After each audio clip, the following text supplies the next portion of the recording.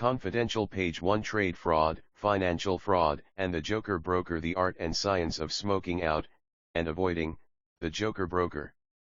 A manual and guide for investors, traders, business people, and the curious on avoiding international investment, import/export, finance, and bank scams, and on how to conduct basic due diligence on any potential international deal, for trade lawyers, export managers, intermediaries, brokers, agents, and the simply curious. By KJ Southall. Copyright 2010 FTNX/Verde Distributing Limited. Revision 1.30 February 2010 supersedes version 1.20 July 2009. Confidential page 2 Table of Contents, Preface. Introduction, A Wide World, and a Trader's Lament. 2. Fraud and the Conman. A History Lesson, and What Fraud Island. The South Sea Fraud. The Ottoman Railroad Fraud. The Match King. 3. Fraud and the Victim, Psychology and Types of Fraud. The Underground Broker Network introduced. Fraudulent Documents, NC&D Secrets, and Broker Protection. Prime Bank Scams, MTNs Real and Fake. Double Your Money. Another fraud and more. The telltale signs of fraudulent offers. Emotions and Persuasion, Psychology of Being Scammed. Credit and investment fraud examples. 4. Letter of credit and export trade frauds, limits of bank mandates and undertakings. Examples and illustrations of fraudulent product offers, copper cathode, sugar, BLCO offers, is it gold dust or brass filings? Is it Rebco or crap? Simply read Platts. A Benin import scam, and a Transneft/Subneft pipeline scam illustrated. Example of a scam, non-transferable DLC, issued revolving, after SGS at discharge port. 5. Bid bond frauds, and victim psychology. 6. More on due diligence and select illustrations of due diligence practices. 7. The honest went down, useful resources for you. 8. Yet more useful resources. Confidential page 3 Disclaimer and limit of liability. Corporate finance, trade law, and securities law are not matters of play. Procedures and documentation in these fields can have serious ramifications. This guide is based on my personal experience, and has been designed to provide information about the subject matter covered. Nothing in this document is intended to be, nor should be construed as, legal advice. As stated, the document is intended solely for the purposes of providing useful general information and education. Every effort has been made to make it as complete and accurate as possible.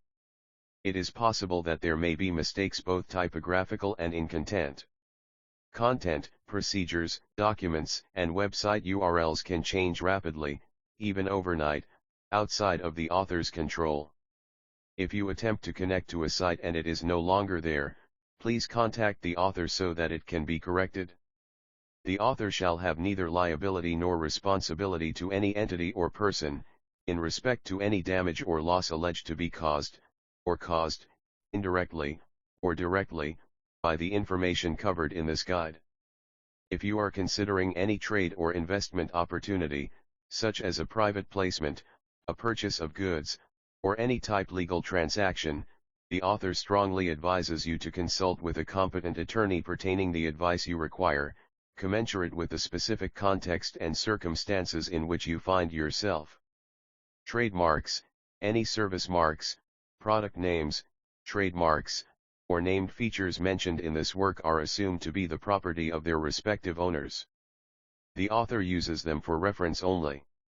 Confidential page 4 Preface. Since the initial writing of this guide, we have seen the slow financial meltdown, beginning at the end of 2008, and proceeding through 2009 AD, a year that some believe may have marked the beginning of what may become the greatest financial meltdown in the world's history.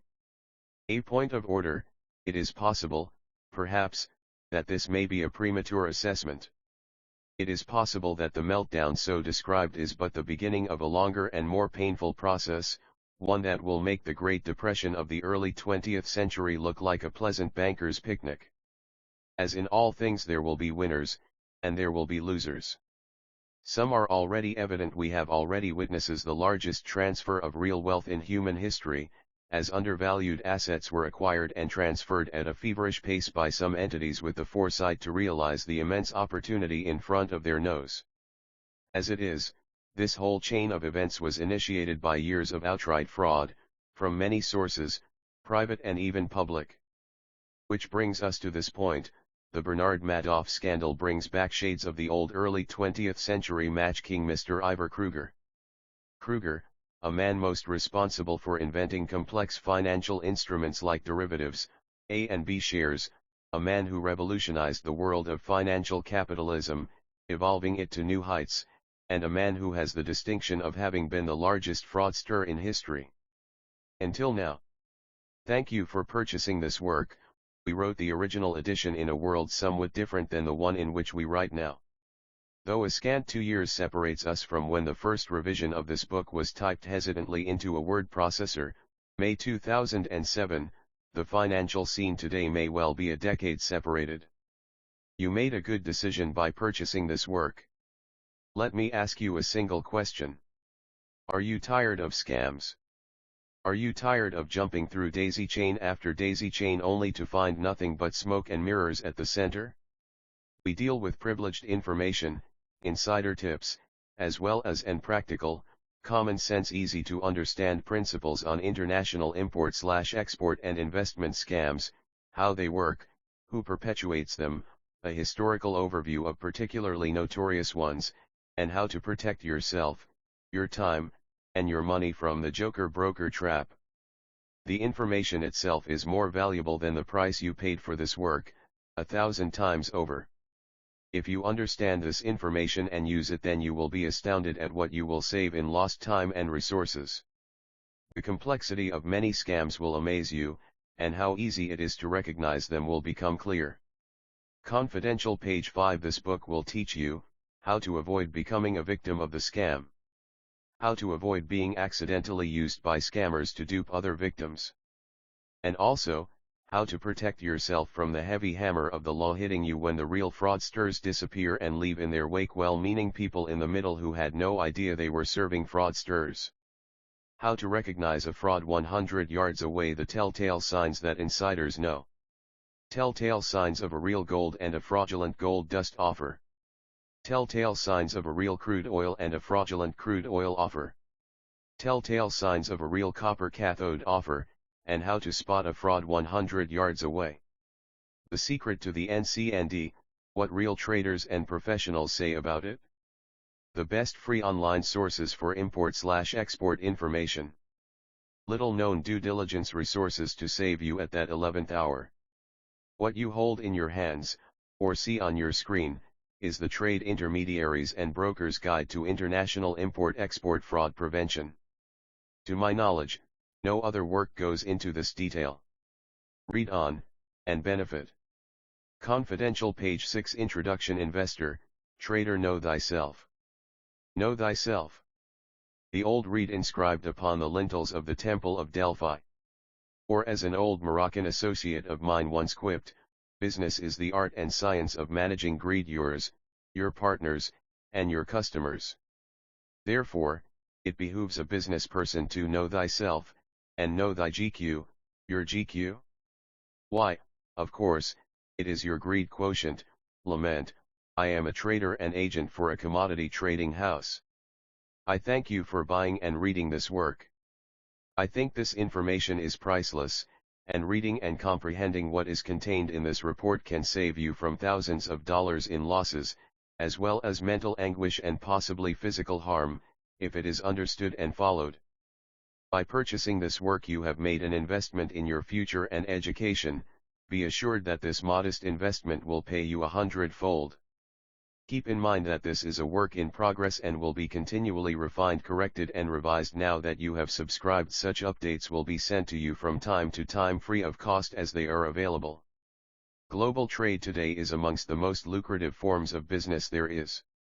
This applies to licit transactions and illicit transactions alike. Some illicit transactions are characterized not so much by illegal products being traded, but by non-existent products being traded for financial remuneration in which the buyer is convinced that the product he is purchasing is real. This is essentially deceit, and this is the essence of fraud. Fraud exists because it pays massively well to the criminals perpetuating it. This is the crux of the problem.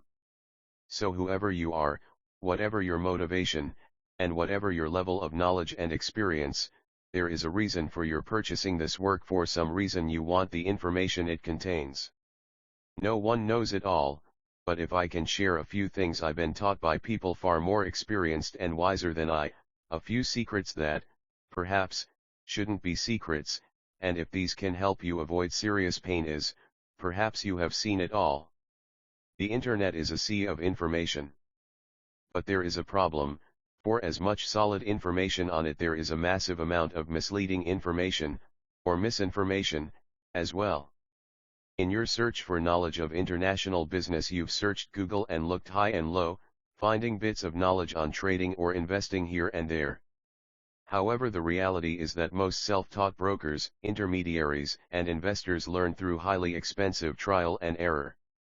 The wheel, reinvented each time. At times successfully, at other times not.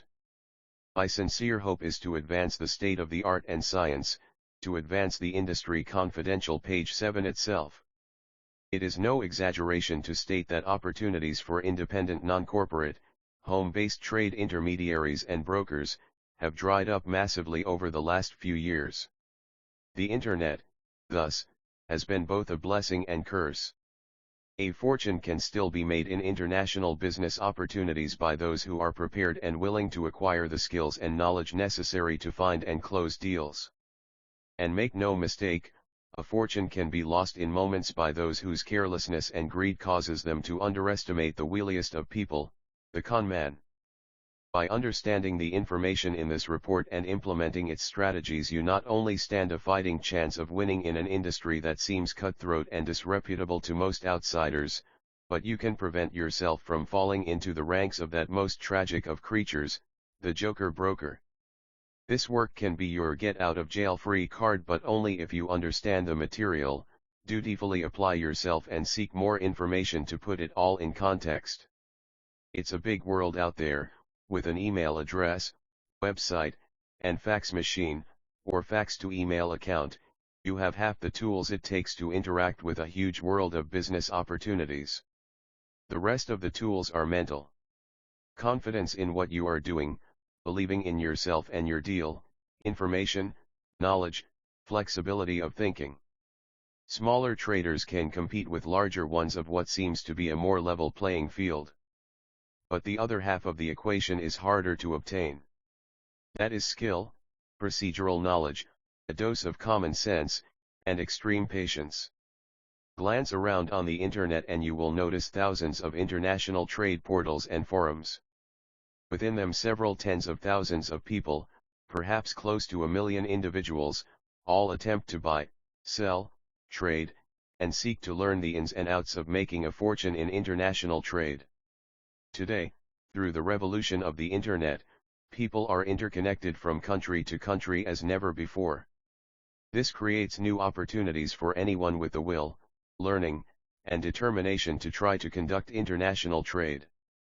Importers, exporters, merchants, traders, agents, intermediaries, brokers, and distributors all alike, exchange information, deals, and trade products at never-before-seen volumes and speeds. If you read and understand the information in this report, you may stand a fighting chance of winning in an industry that seems cutthroat and disreputable to most outsiders, but that is absolutely indispensable. We live in a wide interconnected world, 6 billion people, more than half of whom live in Asia alone, and the opportunities for global business have never been wider. Increasing globalization of the markets and the increasingly widespread role of the internet has created boundless opportunities. National boundaries have become fluid and permeable. Exchange confidential, page 8 of new ideas, new opportunities, new trade, and new investments increase, resulting in immense investment and trade opportunities for millions of people. Make no mistake, opportunities abound as never before in history, but so do dangers. The very diversity in opportunities includes good as well as bad. The world is out there for the taking for legitimate and licit opportunities, but an immense dark side has risen, and indeed has always been there. Just as borders are now more permeable to legitimate business, so too are they to illicit business. Black markets and trade in illicit goods have always existed. Wherever there is a demand for a product, the enterprising will rise to fill that demand. However, such trade is not our concern here. What is our concern, however, is the exact opposite of trade, licit or illicit. The opposite of trade is theft. And fraud is a type of theft by deception. Fraudulent activities are ever on the rise. The legitimate opportunities out there are attractive enough to make risks worthwhile, but the dangers must be understood if you want to have a chance of making a fortune through international trade and investment. Have you noticed that as you've searched Google and libraries, and looked high and low, finding bits of information here and there, you encounter interesting phenomena, very little practical information on the art and science of dealing in international trade as an independent trader exists in any comprehensive way. Certain practices, documents, and procedures, mysterious acronyms such as NCND or MPA are thrown back and forth. Badly corrupted model documents and forms may filter your way, but the reality is that most attempted home-based traders, brokers, or more properly intermediaries, learn through highly expensive trial and error. Often reinventing the wheel each time, in that ever-elusive search for a deal and knowledge on how to close that deal. This work does not teach the fundamentals of trading. However, Davide Papa, CEO of Australia's FDN Exporting, has a new book, The World Is Yours Too, The Intermediary, that does exactly that. Set the record straight once and for all, on how to successfully do just that, trade as a non-corporate intermediary, giving you the intellectual tools you need exactly to begin trading on your own. Through a special affiliate arrangement, we can arrange for a special offer of FYBR2 for buyers of this work at a discount. Information is found at the end of this book. Nothing destroys sincere aspirations and dreams of success more than being defrauded. Defrauded. Conned. Had. Scammed. The terms are many, but they mean the same thing. One thing most people encounter very quickly, in their forays into the world of trading, is the character often scorned as the joker broker, defined in the first instance as a bit of a time waster. The joker broker is an individual who knowingly or unknowingly peddles and plies deals and products that, in the vast majority of instances, are non-existent, or badly defined. Characterized by a tendency to bluff his way through confidential page 9 transactions, the joker broker is the one thing in your trading career that you do not want to become. Plying deals often involving a string of brokers from one end of the planet to another, and not a single one has verified the very existence of the goods at hand. The string contract, as it is often called, is a necessary aspect of international business. Today we are all interconnected as never before, creating new opportunities for anyone with the will, learning, and determination to try to conduct international trade. Importers, exporters, merchants, traders, agents, intermediaries, brokers, and distributors alike can trade information, deals, and products at never-before-seen speeds. But the experience of the underground string of international brokers trading meaningless offers and circumventing each other left and right illustrates well the term joker broker and resembles, often, a zoo full of monkeys. Today, if you glance on the internet and you see a huge marketplace, seemingly ripe for the picking.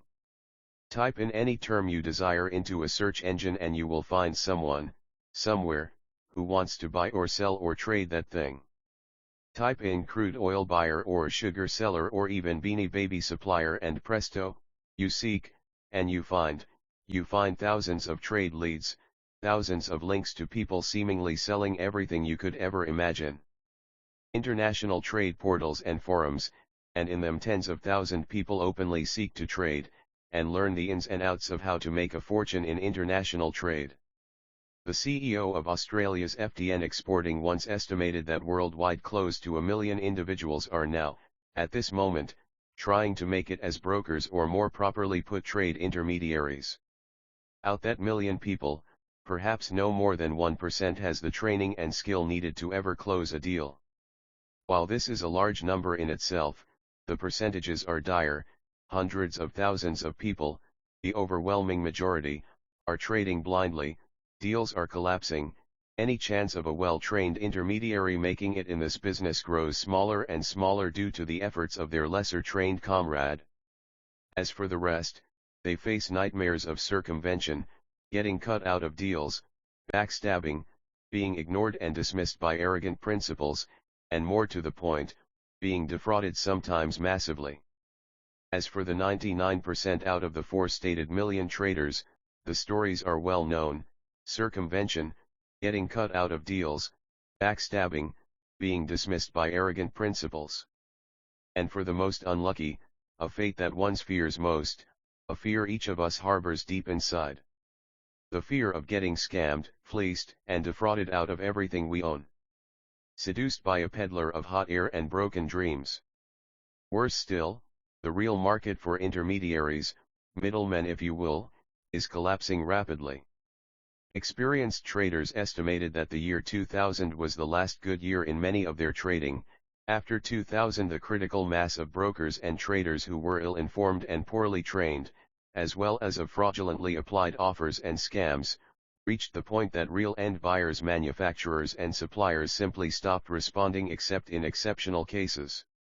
Confidential page 10. For these reasons, and a desire to advance the state of the industry, we wrote this admittedly quick and dirty guide to fraud and its prevention. It is a short Cliff Notes introduction to a vast subject to help raise the level of traders. There are trillions of dollars worth of goods traded, and the sincere and diligent aspirant sincerity itself is not enough, deserves some guide.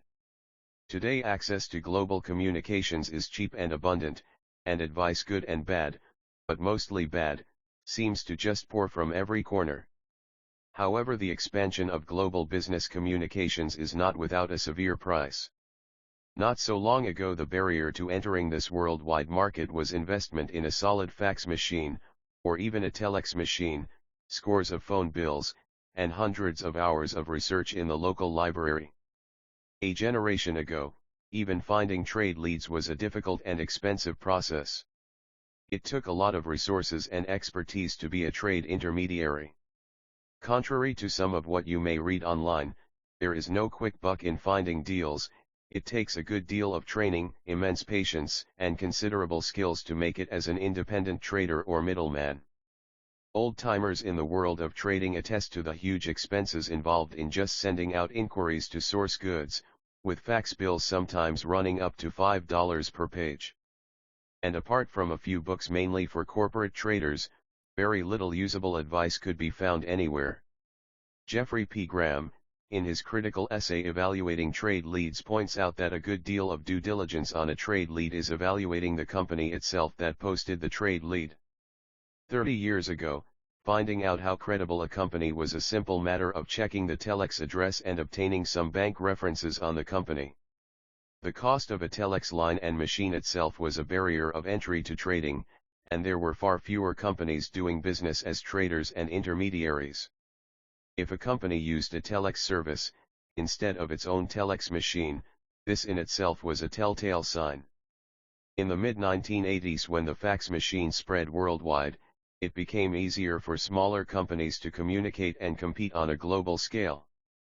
In the late 1980s and early 1990s, a few online bulletin boards and Department of Commerce trade publications published a few buying and selling trade leads.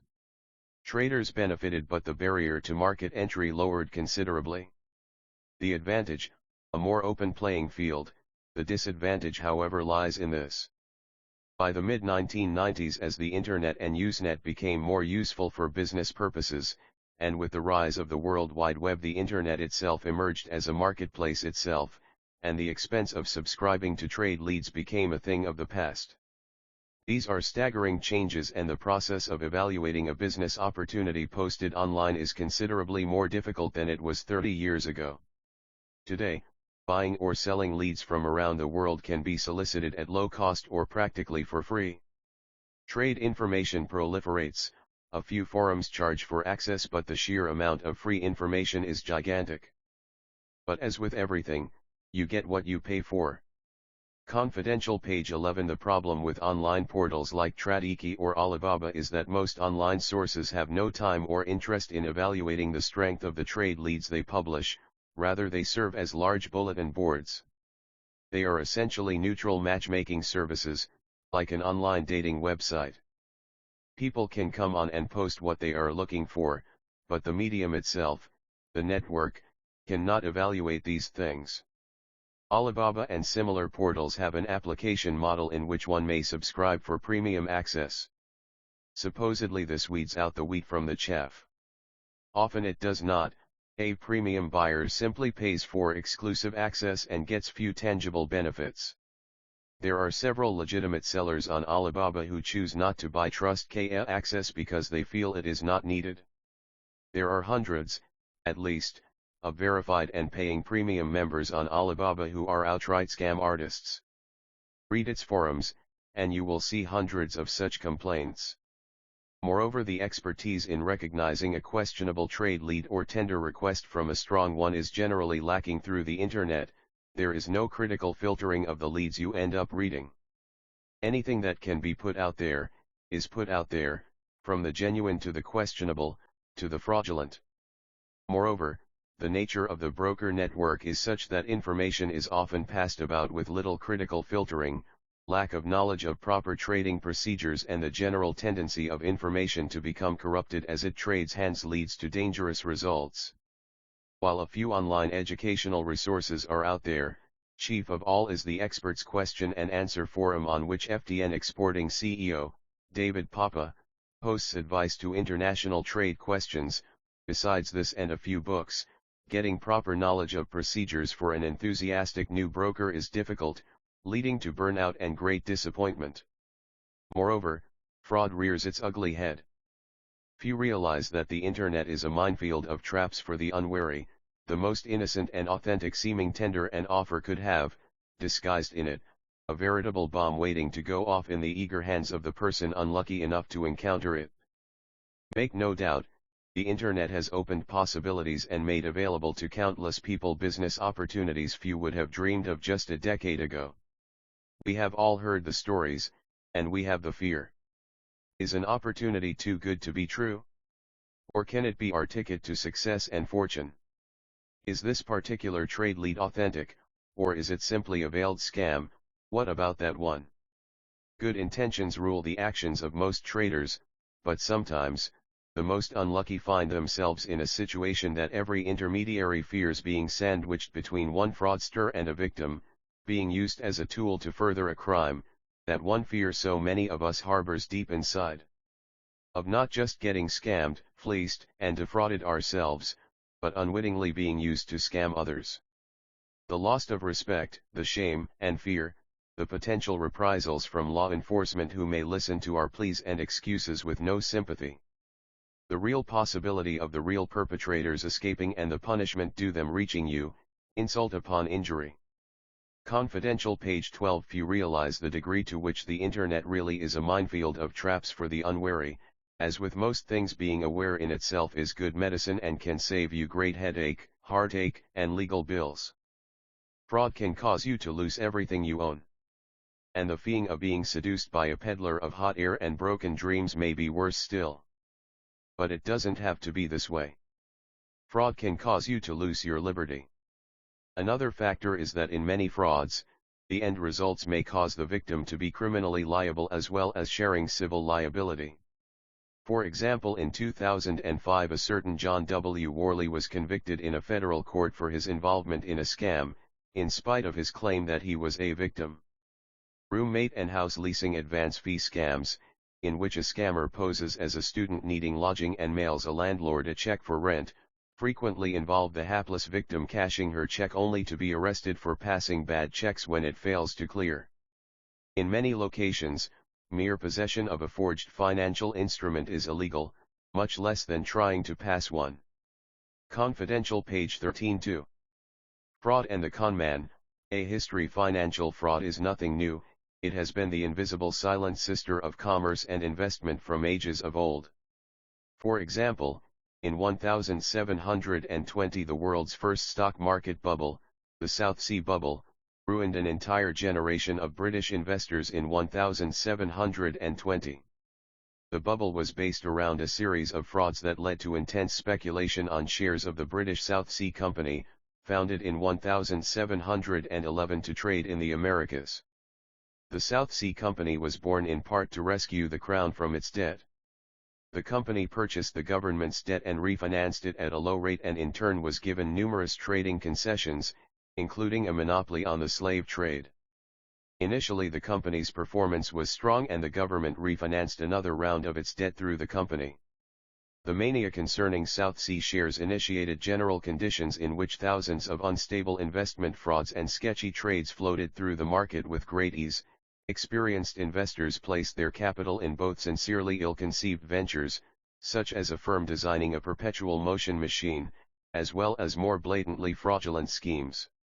Bad intent ruled high up, corruption was widespread in the South Sea Company's board, the South Sea mania led to a stock market boom, numerous IPOs exploded everywhere as hundreds of other companies tried to profit from the stock boom. The environment produced a general speculator frenzy, which griped English society as trading companies emerged almost overnight, with all manners of harebrained schemes. Diverse ventures proliferated and flourished, as hungry investors snatched up their shares of firms like the aforementioned Perpetual Motion Machine Company, companies formed to distill sunshine from vegetables. Horse insurance companies, companies devoted to improving the art of making soap, or the improving of gardens, to the queer little company formed for the transmutation of quicksilver into a malleable fine metal. People lined up to invest in such venture. Was there an end to this madness? The all-time classic, and remember, this was a publicly traded stock, dear reader, was a company formed, for carrying on an undertaking of great advantage, but nobody to know what it is. One can't help but think that the individuals who cooked up this company went laughing all the way to the grave. Overnight people became nobility as titles were bought. Many companies formed quickly, issued an IPO, made a lot of money and vanished weeks later as their principals ostensibly ran to the Americas with their investors' money, to properly invest in overseas ventures, but in reality simply running away to the local pub a few towns down the road. Some semi-legitimate companies claimed to, at least, hunt gold, or tobacco in the New World. We are quite sure, however, that the principals of the undertaking of great advantage or the makers of the perpetual motion machine were quite self-conscious about their fraudulent intent. Scammers can have refined senses of humor. Confidential page 14. Even Sir Isaac Newton's scientific mind was caught up in the frenzy, but wisely realized the instability of the bubble. Sir Newton liquidated his shares, for a handsome profit. But the bubble seemed to endlessly expand. The famous scientist re-entered the market and bought more shares.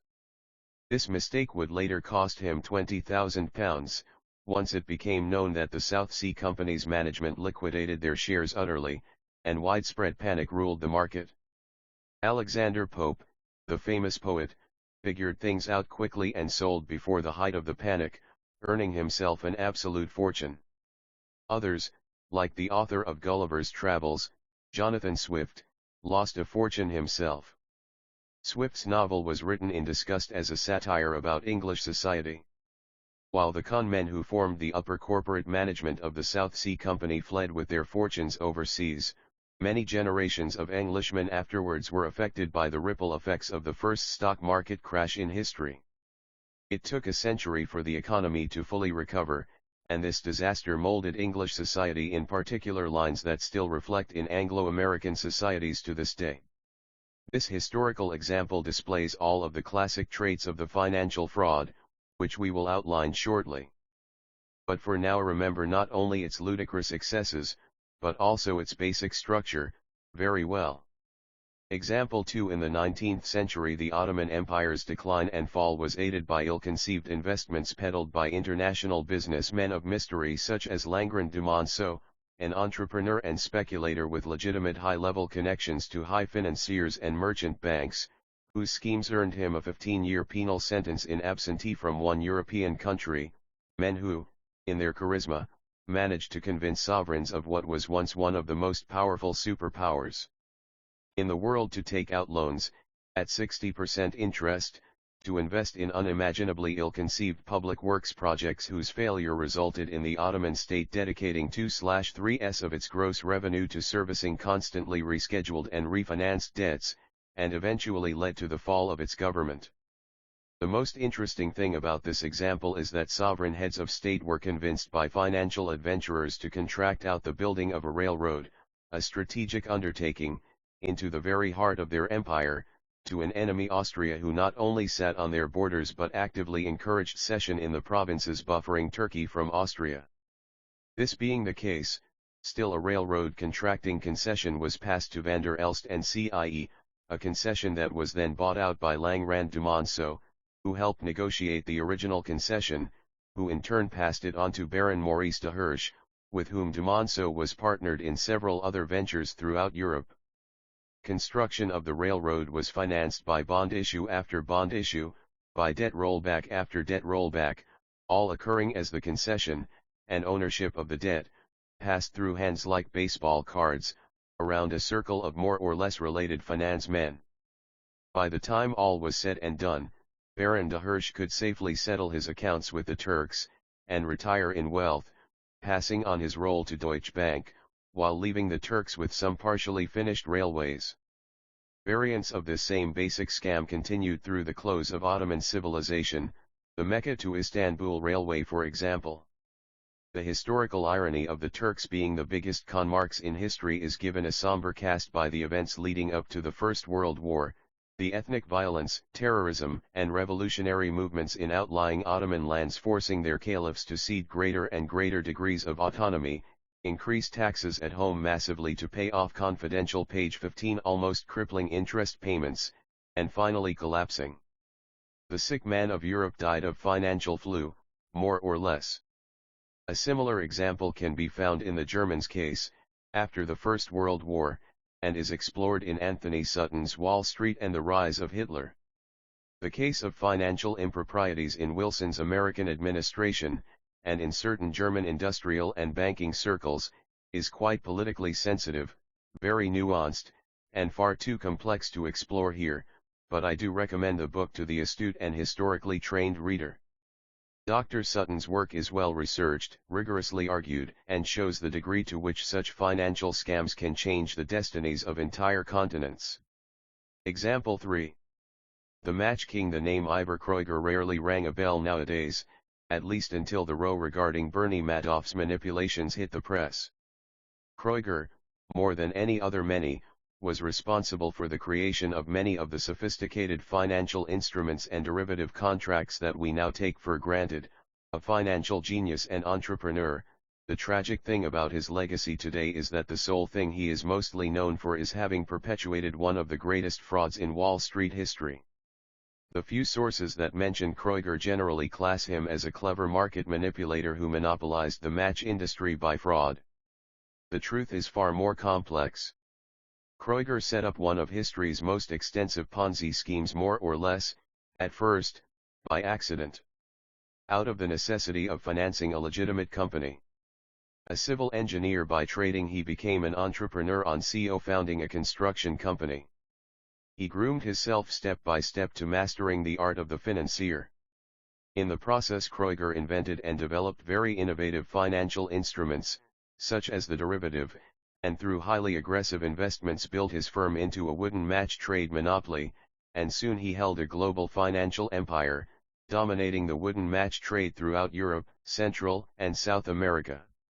He came to control 2/3 of the world's match production and was, by all accounts, the match king. He was reportedly tutored in the inner workings of high finance by Oscar Rydbeck, a Swedish banker who became a close associate and consulting financial advisor for him from 1912 until his 1932 crash. The 1930s financial crisis of following the stock market crash exposed a very shaky ground underlying his commercial empire. In offering fantastic profits to his investors, he utilized a sort of Ponzi scheme similar to what Bernie Madoff, decades in the future, would also utilize. Sadly, in Kreuger's end, he shot himself dead in March 1932. Unlike Madoff, of course, Kreuger actually produced tangible products, dominating the world in it. but his enterprise was nowhere near as profitable as he represented to his investors, and he used incoming capital from new investors to pay dividends to older ones. In a way similar to Madoff. Confidential page 16. In essence, Kreuger was robbing Peter to pay Paul. The initial impetus was innocent, but in order to maintain the veneer of success for profit-hungry shareholders he drove himself to great depths of deception, and in the process invented some of the world's most innovative financial instruments even conceived. Things don't change that much. Legitimate commerce, trade, and profit always are tailed by outliers, scammers who siphon off the hard work of legitimate hard-working entrepreneurs and investors. Our argument is that they are, indeed, statistical outliers to financial capitalism and free enterprise. However, they do have a role, affect history, sometimes massively, and affect our lives in many ways. And as always, unrealistic expectations of profit, and sheer greed, continue to destroy fortunes and lives. The fraudster leaves, in his wake, misery and suffering. He is the ultimate economic hitman. Confidential page 17. Fraud and the victim. Who is the con man? Fraudsters, confidence men, scammers. They are a certain breed of highly intelligent, and highly motivated, criminals who operates by using their advanced knowledge of psychology to lull their victim into a psychological haze, a comfortable feeling of trust and confidence. It is possible, and unwise, to underestimate the victim of such frauds. To dismiss them as clueless idiots and ill-informed fools. This is an unfair depiction. Studies reveal that victims of such fraud tend to be financially knowledgeable and sophisticated, generally more optimistic about life than other people and hence less cynical, and often suffering from financial stress or ill health. In other words, ordinary, otherwise happy, individuals who are often well educated, understand money and investing, and who are put under some stress by life's situations. They typically see an opportunity to make handsome profits and gains, and relieve their distress. Even legitimate financial advisors at times persuade their clients into investing into marginal investments. Remember, at all times, that the broker gets paid, or in gambling terms the house always wins. In the case of sophisticated hedge funds, for example, the manager typically gets paid a percentage of the principal assets, irrespective of the fund's performance, as well as a performance bonus. In the case of ordinary stockbrokers, they get a commission off every transaction you execute. Millions of ethical financial advisors worldwide do honor their advisory role, but never forget that it is your money in question, and you have the primary responsibility in ensuring its growth. Some of the most financially savvy individuals have been convinced to sink massive sums into some of the worst investments. It is important that you understand why victims are fooled. In this way you can objectively see the psychological processes at work, and recognize these same processes at work when you are faced with a fraudulent investment. Experienced scammers are adept at using highly emotional sales pitches. Some are well trained in the science of NLP, neuron-linguistic programming, a set of cognitive techniques developed by Dr. Bandler et al., which have the ability to bypass certain aspects of a person's critical perception.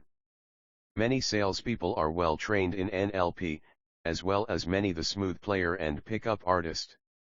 It is possible to manipulate an intelligent person linguistically by making reference to highly emotive terms that short-circuit a person's ability to exercise critical thinking. In fact, some of these techniques work better on highly intelligent and highly imaginative individuals. Edward Bernays, the founder of the modern science of public relations as well as propaganda, was a nephew of Sigmund Freud. The state-of-the-art and science of psychology and the science of persuasion have advanced greatly since the turn of the 20th century. A successful sales pitch will contain certain emotional elements to secure a rapport with the victim, gain credibility and trust, and invoke a sense of urgency. Most importantly, to invoke a sense of greed and desire. Indeed, greed is the scammer's greatest tool, and the greatest key to the victim's downfall. These emotional tools and suppress normal critical thinking abilities and skills, dull the hum. Now does this actually make any sense? Instinct. Confidential page 18. So we speak of types of fraud. International frauds continue to grow as the years go by. The predominant type of international fraud is a certain type of advance fee fraud, often called a 419 scam, and out of this prime bank instrument fraud or high-yield investment program fraud stands as predominate. Other types of fraud involve trading opportunities in commodities, scrap. Certain traits stand out in business opportunities that are actually disguised frauds. Of course, legitimate opportunities may be marketed using similar traits and language. The buyer has to be astute and really study what he is looking at, but 7 common telltale signs of a fraud are: 1.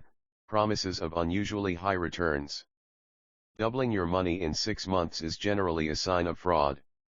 2. Claims that the investment is personally guaranteed, insured, or otherwise has little or no risk. 3. The advisor places a good deal of pressure to invest immediately because of a deadline or lack of openings. 4. Encouraging you to borrow money from equity in your home to invest and maximize your profits. 5. Vague descriptions about how your money will be used, or what the company actually does. 6. Claims that other people close to you, in your church, workplace, or community, have already checked out the investment and are investing. 7. Claims that the investment involves some sort of special new technology that can solve a problem that big companies in that industry cannot solve. Remember, the absurd claims of the South Sea bubble? Nothing really changes. No one earns 200-400% returns on their investment, ROI, in 4 weeks unless by some astronomically lucky and unlikely fluke. Such flukes are historical in import and occur so rarely that they are not worth mentioning. Of course, these signs do not absolutely mean that what you are looking at is a scam, but real trading opportunities, investment opportunities, and commerce opportunities, typically are phrased in more sober language and downplay the inevitability of massive profits in incredible opportunities that won't last long and that guarantee big profits. Regard the words "double your money in 6 months with no risk whatsoever" as a code speak for "give me your money now, sucker. Please." They really mean the same thing. Real estate seems to be somewhat of an exception to the rule. We have seen astute real estate investors and entrepreneurs receive 15-30% returns on their investments rather quickly. We have also seen them go into foreclosure and bankruptcy. Real estate often tends to outperform the stock market, but there is considerable evidence that the real estate boom in the USA and some other parts of the world is simply a large disguised bubble. And we know now that bubbles equals trouble. A real precedent is the Asian financial bubble of the 1990s, which involved massive over-leveraging of real estate, similar to the residential mortgage situation in the USA today. In fact, mortgage fraud confidential page 19 was at all-time highs around the turn of the millennium, and many hot markets are now seeing record, tragic, rates of home loan default. As for export trading, any sort of wholesale trading is typically done on thin margins when one is dealing with commodities.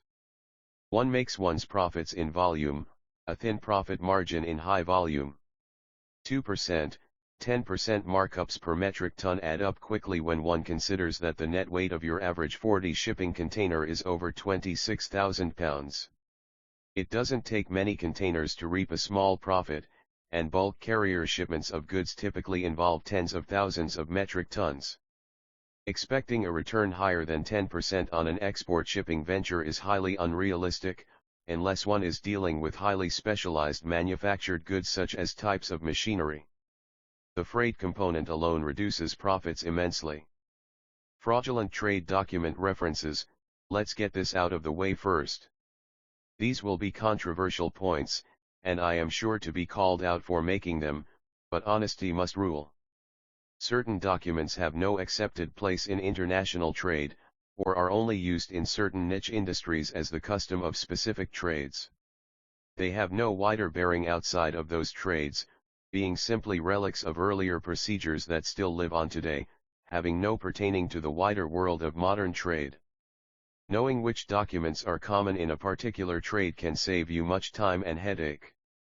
Ambiguous documents create deal frustration, which is a specific matter often resulting from what is called, in trade law, the battle of the forms. While certain documents may have internal usage in a particular country's trade, but have no standard use in certain trades and industries, such as sugar, gold, copper, etc., when you see specific documents mentioned in a transaction, these are sure tip-offs that you are dealing with a sketchy transaction and, likely, an inexperienced trader, or an outright fraudster. Seeing the terms BCL, MPA, MFPA, Paymaster, seller's side/buyer's side, NCND, or the like, in such an offer, is a tip-off that the offer as one sees it is not directly from a principal in that industry but has been extended by an intermediary of sorts. Some of the most notorious joker broker documents are, the Irrevocable Purchase Order/IPO ICPO, sometimes known as the Irrevocable Corporate Purchase Order. Such a document simply does not exist. Or to put things more rudely, the ICPO is crap. There, we have said it, let the chips fall. Sometimes the letter of intent, LOI, a document frequently used in some countries and some industries to establish corporate intent for some undertaking, such as to purchase real estate, or to enter into some sort of deal, but with no standard usage in international trade where the LOI stands for letter of indemnity is attached to the IPO or ICPO, making a rather barbarous sounding letter of intent/irrevocable purchase order. The standard preamble usually goes like so: we, insert company, hereby state and represent that it is our intention to purchase, and we hereby confirm that we are ready, willing, and able to purchase the following as per the specification and in the quantity as specified in the terms and conditions as stated below. This representation is made with full corporate authority and responsibility of the above. The Fee Protection Agreement and NCND, confidential, page 20 in the first instance. Internationally, the non-circumvention, non-disclosure agreement isn't worth the paper it is written on. Notoriously hard to adjudicate against and enforce, the reference to them is a sure sign that one is dealing with an ill-informed broker of some sorts and not a seller or end supplier. As for fee protection agreements, the above is noted again. Matters of commissions, consultancy fees, or finder's fees, lie outside the scope of this work. However, suffice to say, anyone claiming to be a mandate or actual seller who requests these documents isn't what they claim to be. A mandate fears no circumvention because her interests are protected by the one extending a mandate to her. So by definition, a mandate does not need fee protection, or circumvention protection.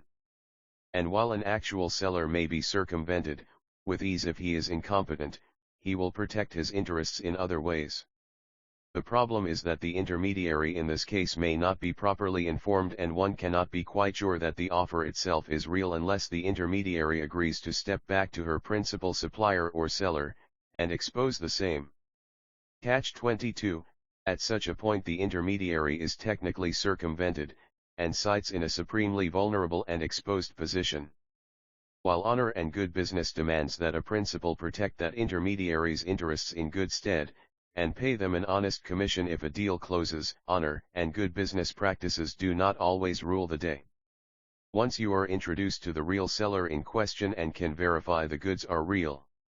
If you steal the broker's deal, then you yourself have acted with fraudulent intent, of course, and performed something quite stupid. That individual could perform further business services for you as an independent agent, and you have tarnished your reputation, while further contributing to an environment of fraud. At some point you may discover there is no real product, however, or principal, just chain after chain of deluded individuals offering products they thought were real. Congratulations, you just exposed something important.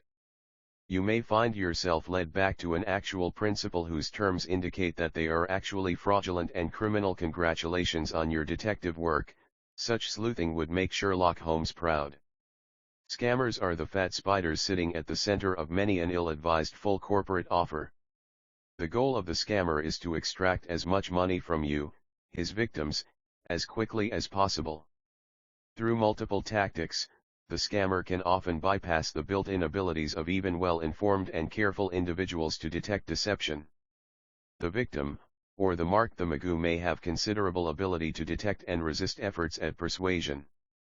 But through considerable charisma and seductiveness this haze is imposed, clouding the mind subtly.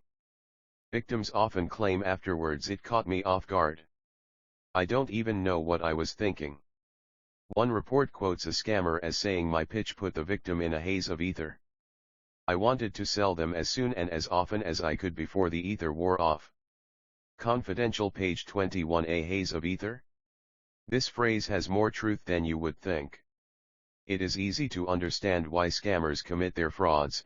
By stint of wits, charisma, and sheer bravado, and no other skills, they can make easily unimaginably large sums of money.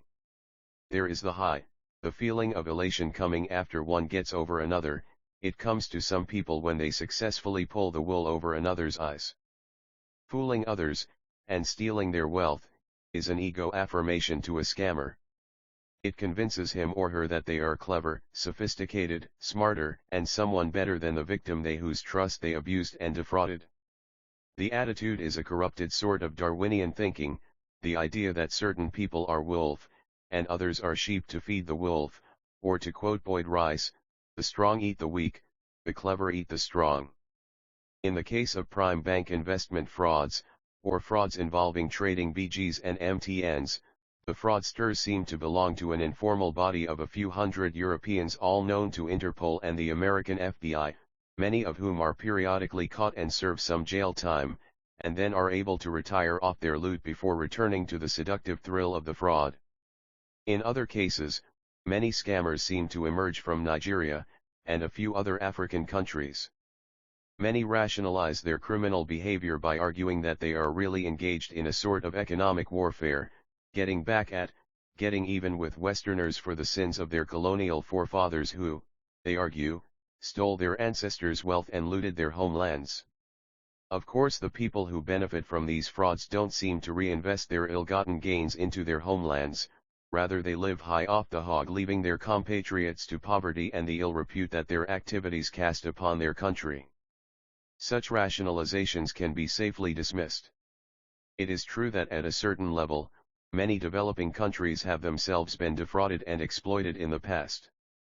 In other cases, some perpetrators seem to emerge from Eastern Europe, Israel, and China, with connections to organized crime cartels in these countries.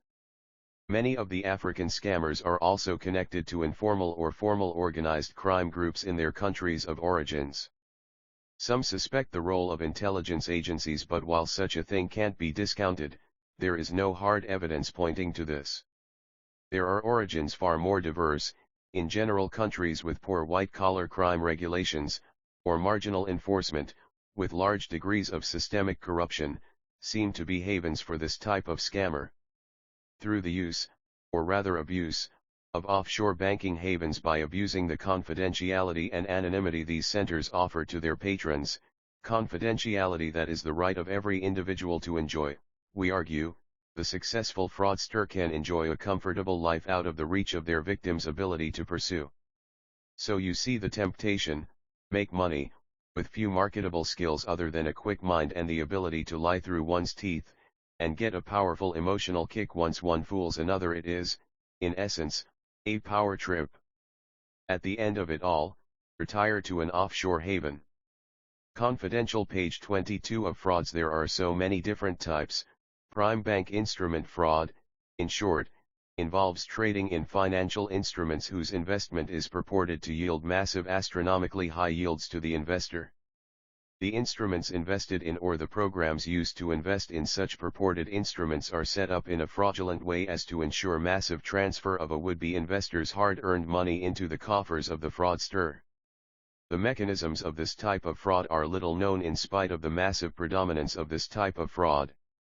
Hundreds of millions of dollars each year are lost to the highly motivated, enterprising, creative, and often quite ruthless scammers who develop these fraudulent schemes. Advance fees. The term advance fee refers to any upfront payment paid in order to secure a particular service or good. In this context, advance fees refer to sums paid by a would-be investor to participate in an investment or business's transaction in order to smooth the transaction along or enable it to proceed. Generally, an advance fee is required of the would-be investor in order to enable him to participate in a much larger financial transaction that he believes will bring him greater profits or result in credit being extended to him. Stated reasons for these fees vary: bank fees, baksheesh or bribes, gifts for bank officials or export officials, or often seen in African gold dust scams, gifts for tribal leaders etc., fees for inspection agencies, fees for freight forwarders. As can be seen, these are all plausible stated reasons. In the vast majority of cases, such reasons are bogus, and the real reason for the fees being required is the financial gain of the person requesting them. In theory, not all advance fees are fraudulent. In general, however, any legitimate and well-structured opportunity will have a responsible escrow mechanism set in place to ensure upfront fees are protected. Again, this is theoretical. In reality, 9.5 times out of 10 such transactions tend to be fraudulent anyway, or at least display all the hallmark signs of a fraudulent transaction, as we shall see later in the report. An individual is contacted by a stranger and informed of a trade opportunity or investment opportunity. They are presented with a program that seems well structured. In order to engage in the opportunity, certain fees are required. The actual larger transaction itself is bogus, and the would-be investor, or rather victim, never actually makes a profit. Examples of frauds illustrated: that old saying, "In God we trust, all others we verify," is an understatement. Here are a few further examples of banally typical financial frauds. In knowing what they are, you may refine a taste and feel for the same. Underground intermediary networks and financial intermediary fraud. A basic high-yield investment fraud occurs in which an individual approaches you, informing you about an underground network of high finance intermediaries, bankers, loan officers, agents, facilitators, mediators, and the like, who trade various deals and financial instruments such as MTNs, other types of notes, letters of credit, and so on. One purchases from one who purchases from another, and so on. These are examples of different types of financial intermediary fraud solicitations. Read them, study their features well, and notice any patterns that you see. Soon we will explore them in greater confidential page 23 depth and reveal exactly what is wrong with them, but for the time being simply examine them closely. This is an example of a well-done investor fraud. It is much less amateurish in nature than most solicitations we receive. Its sophistication makes it all the more dangerous. From Mr. Rob Edmonds, President: "Good day, sir. I write to you based on a request by an investor and his need for investment/funds transfer. My name is Rob Edmonds ESQ, a financial consultant/attorney based in London. I am a South African who naturalized in Ireland. My company most times represents the interests of very wealthy investors/individuals due to the sensitivity of the position they hold in the society and the unstable investment environment of our country. They evacuate majority of their funds into more stable economies and developed nations where they can get good yield for their money. I was recently approached by a reserved client of mine, whom I had personally worked with a few years ago when he was a finance minister, and wants me to source for a reliable and trustworthy individual such as yourself, who will be willing to receive money on his behalf abroad, and at the same time advise on what form of investment that will be embarked with the funds when perfectly received. The client has offered these terms: 125% commission paid to you upon receipt of the funds through the original sum to be transferred. The funds in question are $50 million US. 2 year details will be used to have the funds evacuated, and you will stand as the principal owner of the funds and will deal directly with the remittance institution without the involvement of the investor. If these terms are agreeable to you, kindly let me know and I will provide you with all necessary information and procedures involved. Sincerely yours, Rob Edmonds ESQ, President, EA Edmonds and Associates Limited. PS*: the client is willing to make available the fund to your possession and in your country within 3 days of confirmation of your capabilities. We got a number of almost identical emails of this nature from different accounts with the subject line "Investment Manager." For its sophistication, the criminals peddling it appear almost monkey-like in the repetitive nature of what they ply. Here is another example of a similar, but a bit cruder fraud. Subject: Investment Manager, from Mr. MN, Investment Manager SBSA. Thanks for finding time to read this proposal. After thinking about this transaction and the need to make contact with someone to assist me do it, I found it interesting and decided to contact you for this business transaction. Be so kind to contact me at your earliest convenience for a possible business deal involving money transfer of about $52 million. I am presently in South Africa working as an investment manager with the Below Bank at their offshore department. With your sincere assistant and CO operation, I am determined to work this deal out if we can do business. As at this moment, I am constrained to issue confidential page 24 more details about this business until your response is received. If you are not familiar with the above information, which I believe is scanty for security purposes, please contact me for further details. We will start the first transfer with $32,000 USD upon successful transaction. Without any disappointment from your side, we shall reapply for the payment of the remaining amount to your account. Warmest regards, Mr. Investment Manager, Department of Offshore Mortgage Services, Standard Bank, South Africa. Next, an even cruder example, I am Dr. Edmund Kofi Yeboah, a senior chartered accountant. I work with International Commercial Bank, Ghana, Limited. There was a foreign client who has 9 million USD, $9,000,000,000,000, in his account with my bank, who just die leavening the money without any next of kin. So my dear, that is why I need you as a foreigner to stand as his next of kin to claim this money. I promise you, if you stand as the next of kin to this businessman, our client, and receive this money in his behalf as his next of kin, the sky will be our limit, and there is nothing to worry about. Thanks, and God bless you for appreciating and acknowledging this letter. Hope to hear from you. Please, if you are really interested about this business, write to me with this email address below. I will tell you what to do for us to get this money. Drive, Edmund Kofi Yeboah. Please reply to this my personal email at hotmail.com. We shall explore what the defining features of this fraud are. For now it may be hard to see the danger in the proposal. We shall explore it in good time. Some things that are glaring are that in both cases the buying principal is asked to do something questionable, that is to pretend to be someone he is not to receive the funds into his account. As a foreigner, are you really next of kin to the unnamed foreigner who died with $9 mil in his account? We thought not. Do bank managers in charge of several millions of dollars routinely approach complete strangers using throwaway free email address accounts?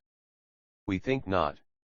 Often such offers are heavily traded in underground broker networks full of quite sincere individuals, which are often quite extensive and mirror similar import/export intermediary networks. For example, Uncle Boutros in Cairo is contacted by someone who is selling MTNs or BGs. He contacts someone in Marrakesh who calls his cousin in Paris, who calls his ex-roommate who works for a financial brokerage house in Sweden, who calls up Bob in Idaho, and so on. This is what is termed a daisy chain.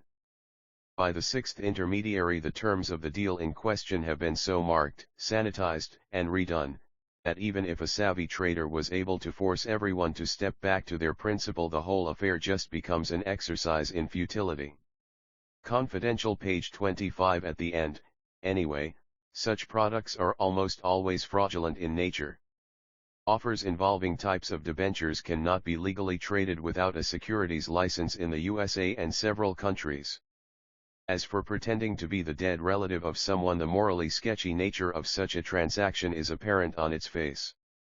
The medium-term note, for the record, intermediaries cannot legally trade in medium-term notes, so-called MTNs, in the USA without registration with the SEC. I previously stated in a former edition that the entire MTN intermediary market worldwide is fraudulent. Period. This, of course, was a slight exaggeration. So slight, however, that I am without embarrassment. MTN's medium-term notes do exist. They represent a securitization of the debts of corporate, national, and even international entities. In the USA, registration of MTNs was mandated in the early 1980s by the SEC's adoption of Rule 415. MTNs exist from entities such as Sallie Mae to the World Bank, securitizing obligations from the housing market up to Eurobonds. MTNs in the USA are registered with the SEC, and are rated, just like corporate bonds, and a real secondary market for them does exist. Similar instruments exist on the Eurobond market. They are bought, and sold, by dealers, and an institutional trade in them does exist. The trade that exists, however, is nothing like what is described by internet-based sellers, and the probability of you actually getting access to a transaction involving hundreds of billions of dollars in MTN notes is utterly improbable. Many will choose, of course, not to believe us. You are welcome to contact us privately for our rationales for the statements above. Any legitimate investment advisor, however, will gladly inform you that the internet broker-based market for MTNs is entirely, or at least almost entirely, fraudulent. In the off-rare chance that you actually do have access to the trade of a legitimate MTN, a once-in-a-million chance at best, then the procedures you would need to close such a deal safely without circumvention of endangering your freedom, or life even, would proceed along lines similar to those advised in David Papa's Follow the Yellow Brick Road, Step by Step, FYBRSBS 1 and 2, and there, still, one would need to be an accredited investor to legally participate in a legitimate private placement investment program, which are about as rare as a blue moon. Another fraud. This fraud is similar to the ones above but features a special clincher at the end. From the desk of Mr. Rahim Rahman, Manager Audit and Accounting Department, Confidential, page 26, Bank of Africa, B.O.A. I am Mr. Rahim Rahman, Manager Audit Accounting Department, Bank of Africa, B.O.A. I would like to know if this proposal will be worthwhile for your acceptance. I have a foreign customer, Manfred Hoffman from Germany, who is an investor, crude oil merchant and federal government contractor that was a victim with Concorde Airline. Flight AF4590 killing 113 people crashed on July 25, 2000 near Paris, leaving a closing balance of $12,800,000 United States dollars, $12.8 million, in one of his private US dollar account that has been managed by me as the customer's account officer. Based on my security report, these funds can be claimed without any hitches, as no one is aware of the funds and its closing balance except me and the customer, now deceased. Therefore, I can present you as the next of kin, and we will work out the modalities for the claiming of the funds in accordance with the law. If you are interested, please call me +22676642303 to discuss in further details, and our sharing ratio will be 60% for me and 30% for you. While 10% will be for the necessary expenses that might occur along the line. Reply privately to Rahim_Rahman001 @ Thank you, sincerely Rahim Rahman. N.B. In other, for you to believe me, honestly try and go through this website before you start with me. Below is the website. http://news.bbc.co.uk/1/hi/world/europe/859479.stm right parenthesis. The clincher is the collateral information at the end. The link to a real news story of a real plane crash whose tragic victims included some individuals of note. The reader may lose his sense of discrimination and view this offer with a greater degree of legitimacy. This is a common and odious psychological tactic of the fraudster. Also, nothing is accidental. The misspellings and bad grammar are also purposeful, to convince the reader that they are dealing with someone from a different culture who may be less sophisticated than they are. Legitimate traders have stated that in some industries, namely petroleum, from time to time such networks of brokers are actually leaked faked offers emerging from major oil companies in order to test the market in some manner. We have our suspicions of other industries as well. In the case of precious metals, particularly gold, such daisy chains of well-meaning intermediaries peddling fraudulent offers is notorious. Unless one is dealing with a brokerage or merchant house of particular repute, one must apply the levels of due diligence and independent research we discussed previously on a seller before jumping onto a transaction.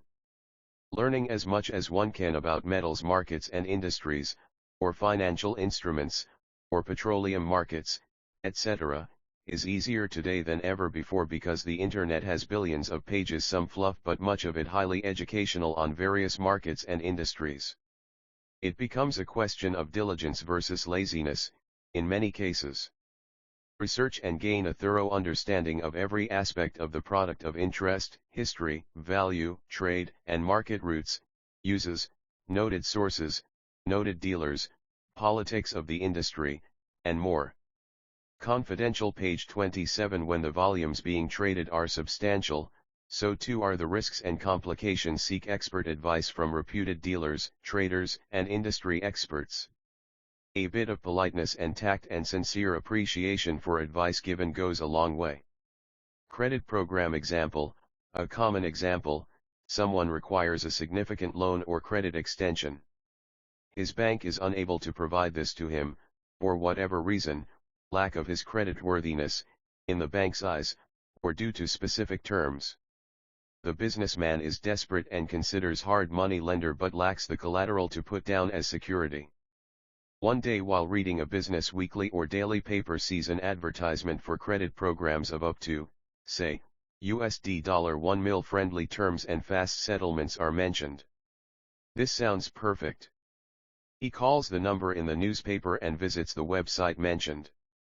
He finds out that he actually can qualify for a loan of $3 million but first must put down a loan origination fee, or an arrangement fee, or something similar, of $25,000. The borrower has the cash available and needs the loan, so is willing to pay this initial fee. He fills out the application, submits the fee, and waits. And waits. And, of course, never receives the loan. He loses his money. A significant sum. The fraudster, sitting in a boiler room office space rented in a half-vacant strip mall in some small town in a nameless country, is repeating this same scam, over, and growing $25,000 richer every time. Prime bank investment example. Of course the variations on this theme are only limited by the ingenuity of the scammer. They can be as simple or complicated as the scammer likes.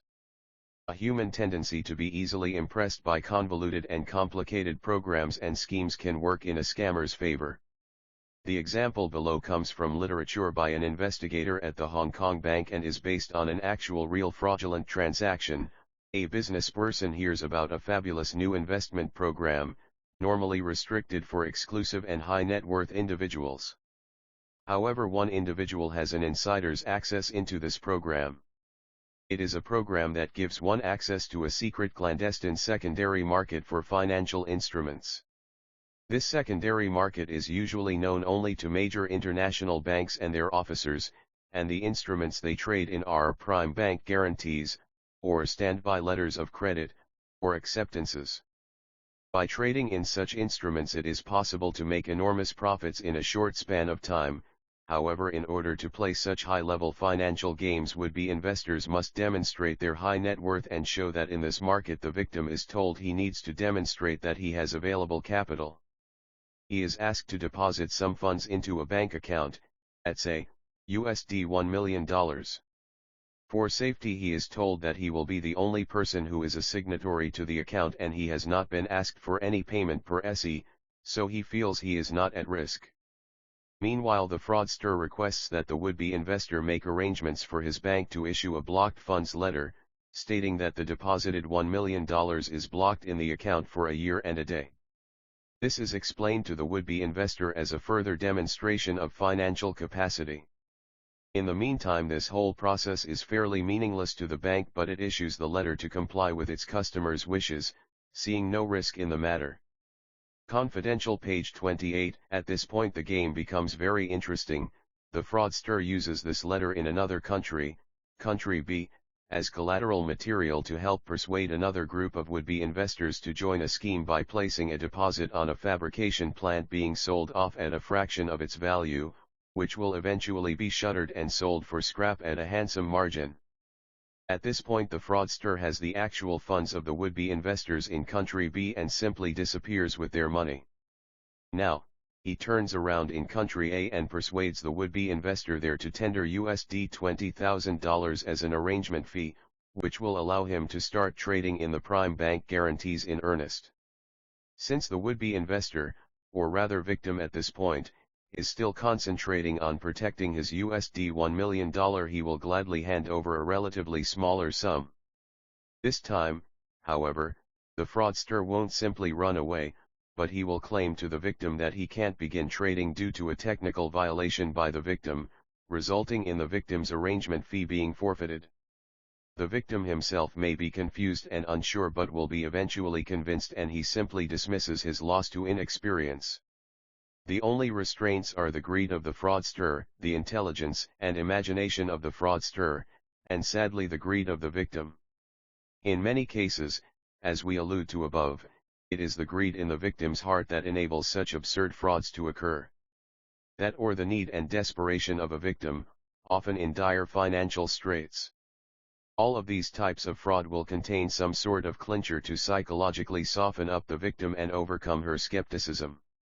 For example, a fraud may contain language like, "There is no risk at all as all the paperwork for this project will be done by my attorney, and with my position as the credit officer guarantees the successful execution of this project. You should observe utmost confidentiality, and rest assured that this project would be most profitable for both parties because I shall require your assistance to invest my share in your country. In other words, believe me and shut up, and I not only will you get your cut, but there is a potential for more of a cut as I use you to launder my ill-gotten gains in your local economy." We ourselves have lost money in such frauds. Often in moments of great financial need, and feeling a general sense of optimism, that we have been exposed to some special and unique opportunity that a benign universe brought our way. These people exploit this with ease. Note in the following example, the fraud involves warning you against a fraud. Note well, in all of these examples, the bad grammar and deliberate misspellings. These are deliberate, be not naive on this point. Some examples of 419 frauds we have come across are not only written in very good King's English, but their Byzantine complexity displays a keen mind. Trust us, these criminals are not illiterate. The adage "know thyself" comes into play at precisely this point. Deliberate misspellings are designed primarily to play into the almost unconscious stereotypes held by many white business class Westerners, liberal or conservative, who will generally have a certain impression about the living situation and educational standards of third world individuals, in particular Africans. There is no value judgment made here. We are not calling anyone racists, just pointing out the blindingly obvious fact that we all have assumptions and presuppositions about confidential page 29 other parts of the world and their denizens. I certainly do. These assumptions need not be examined because the probability of needing to do so is infinitesimally small. I need not examine my stereotypes of village life in Burma because the probability of my landing in Burma is rather small. However, as a mark for a scammer, be aware that your scammer has educated himself on the typical assumptions and mindsets of people in your part of the world. Many a Western businessman will feel more at ease thinking that he is dealing with a well-intentioned, though somewhat unsophisticated, and perhaps a tad bit backwards, individual. Dare I say, a polite and nice coolie? All the while, this backwards coolie is fleecing his victim, the quite sophisticated Western businessman, of thousands to millions of dollars. As stated previously, on the Temple of Delphi, the ancient Hellenes inscribed a single phrase, "Know thyself." We continue. Based on the findings of this investigation department, we wish to warn you against some touts. We have been informed that some touts are contacting you in respect of the collection of your fund in the total sum of $35 million that was long approved in your favor through the Wema Bank plc. As a matter of fact, we have been on this investigation assignments for some time, unknown to no one but the presidency and some top government official who are in support of this investigation team to help stop fraudulent activities in this country. Although we have been able to come up with some good result about the people that have extorted money from you illegally, and I wish to list some of them so that you will personally indicate them by writing back to us, because we want to make your payment to you without any delay, but we must surely deal and bring these names to book if only you will indicate correctly any of them. The names of the touts that we want to arrest are as follows: 1. Prof. Charles Solido. 2. Chief Joseph Sunusi. The movie Layer Cake, based on the novel by J. Connolly, has an interesting subplot. I recommend it highly, a typical Guy Ritchie-style British gangster film. It mixes highbrow and lowbrow, and paints an amusing, though quite bloody, description of certain realities of business. The main character's boss, Jimmy, happens to have made a blundering error of front financing a huge sum of money to a government in Africa in return for some commodity concessions. However, he was a victim of a bit of a scam. The government in question was almost entirely bogus and he lost everything in a coup. The character's utter desperation to recover his losses, and the machinations that ensue, set the desperate, murderous, though somewhat humorous, pace of the rest of the movie's plots. At the end of the movie, the narrating character learns the truth about the art of good business, which lies in being a connector, of sorts. Which, of course, is why you are reading this work. Confidential, page 30. Does fiction mirror life, or does life mirror fiction, or do the two subtly mold one another, in a nuanced dance perceptible only to the discerning? The plot of the movie above is not far removed from real life. The parties engaging in certain trade scams are far, let us say, heavier than you would imagine. Confidential, page 31. 4. Letter of credit and export commodity trading frauds. Example, variations of the fraud above are not just linked to investment schemes, but also occur in commodity trading, import/export schemes, and so on. Here is very real example affecting would-be oil brokers or traders, the Transneft Fee Scam. Certain Russian organized crime networks have a scam, involving advance fee, upfront payments, of Transneft fees by buyers who wish to source crude oil from these so-called sellers or sellers' mandates. Such sellers, or sellers' mandates, advertise heavily on online international trade portals like Alibaba and etc. In fact, such portals are, often like ship graveyards carrying dead deals, fraudulent products, to absurd degrees. The fraudsters generate documentation and procedures that seems realistic enough to bluff many inexperienced would-be buyers or brokers. Documentation often contains contact information that is cleverly massaged to generate no suspicions. Cell phone numbers presented as an office phone. Fake bank account numbers and SWIFT codes, email addresses, and contact to a fake bank officer who is generally an individual in on the scam. Thus phone calls and email messages sent to the seller's bank are routed to the criminals working the scam, and not to any real bank. Some front companies are properly registered shells, but some are entirely fictitious and do not even legally exist. This scam is so well organized that suspicious individuals requesting authentic Transneft documentation such as invoices for verification are put in contact with supposed Transneft officials, even the president of Transneft itself. Of course, these individuals are not whom they claim to be and are simply other criminals who are part of the scam. They will provide an invoice for payment, and instructions for wire contacts to Alpha Bank on behalf of Transneft Pipeline. The criminals actually have well-placed plants who work inside Alpha Bank itself to divert funds to them. They also have individuals inside Russian Standard Bank and an account supposedly linked to a Transneft trustee, who is really just part of the scam as well. The Benin import scam. This is a real example of an advance fee 419 import scam originating in the African country of Benin. Unfortunately, it plays on the most unfortunate situation of all peoples, the refugee. A company known under many names, but mostly calling itself Realmark Investment Limited, had placed advertisements on a number of business-to-business trade websites requesting suppliers to tender offers for export goods to Benin. They also operated under the name, West Africa Refugees Commission, WARC.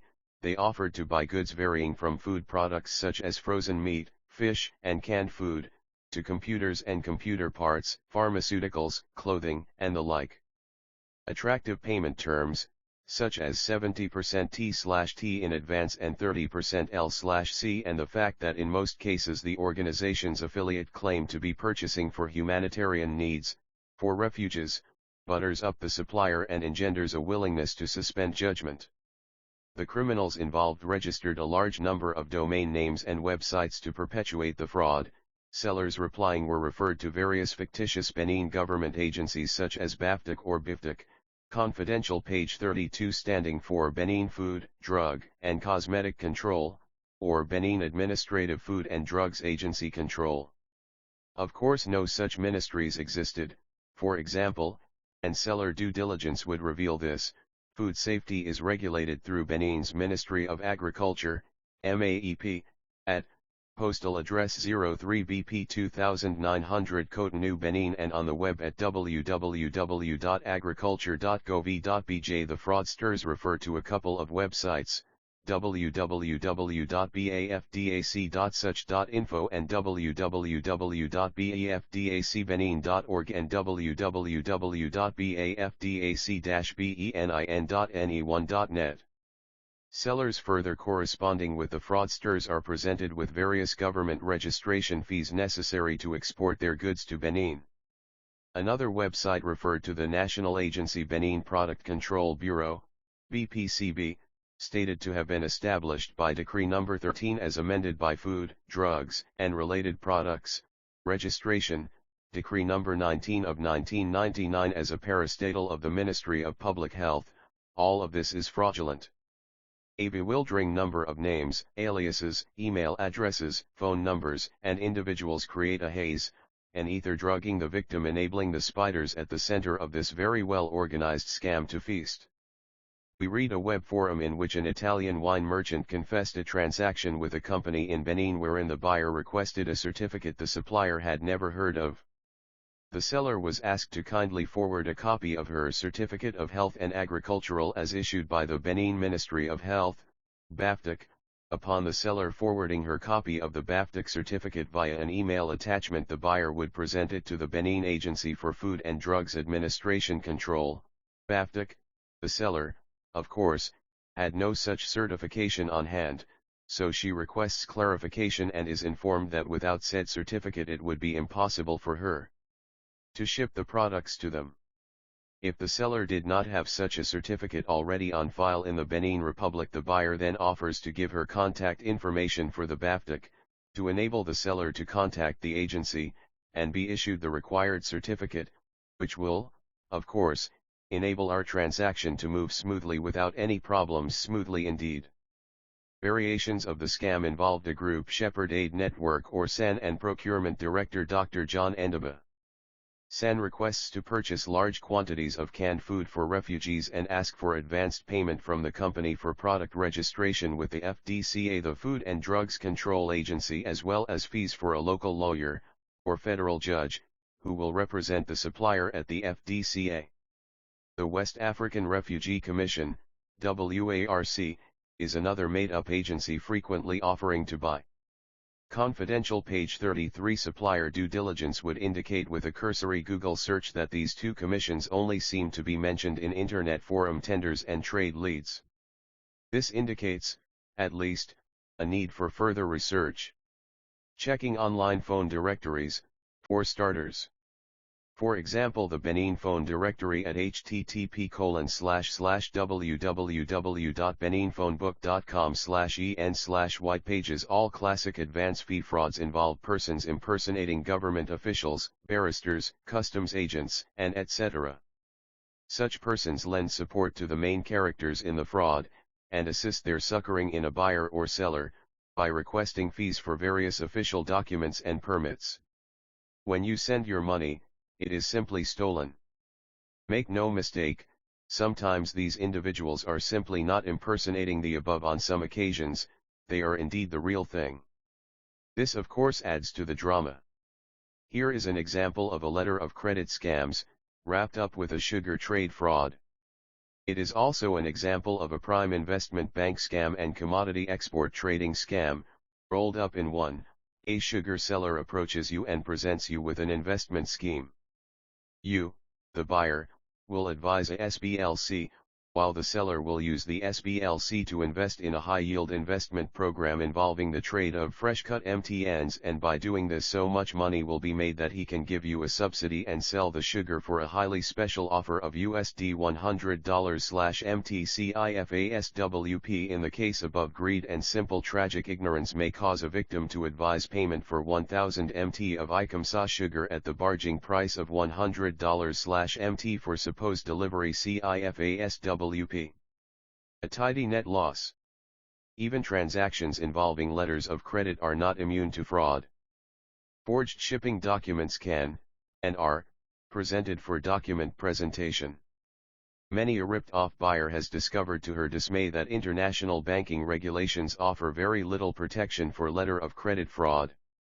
UCP 600, for example, is quite explicit in Article 24, that banks assume no liability, and no responsibility, for issues regarding the form, sufficiency, accuracy, genuineness, falsification, or legal effect of any document, nor are they responsible for description, quantity, weight, condition, quality, delivery, value, or even the existence, of the goods, services, PR modes of performance the letter of credit is to pay for.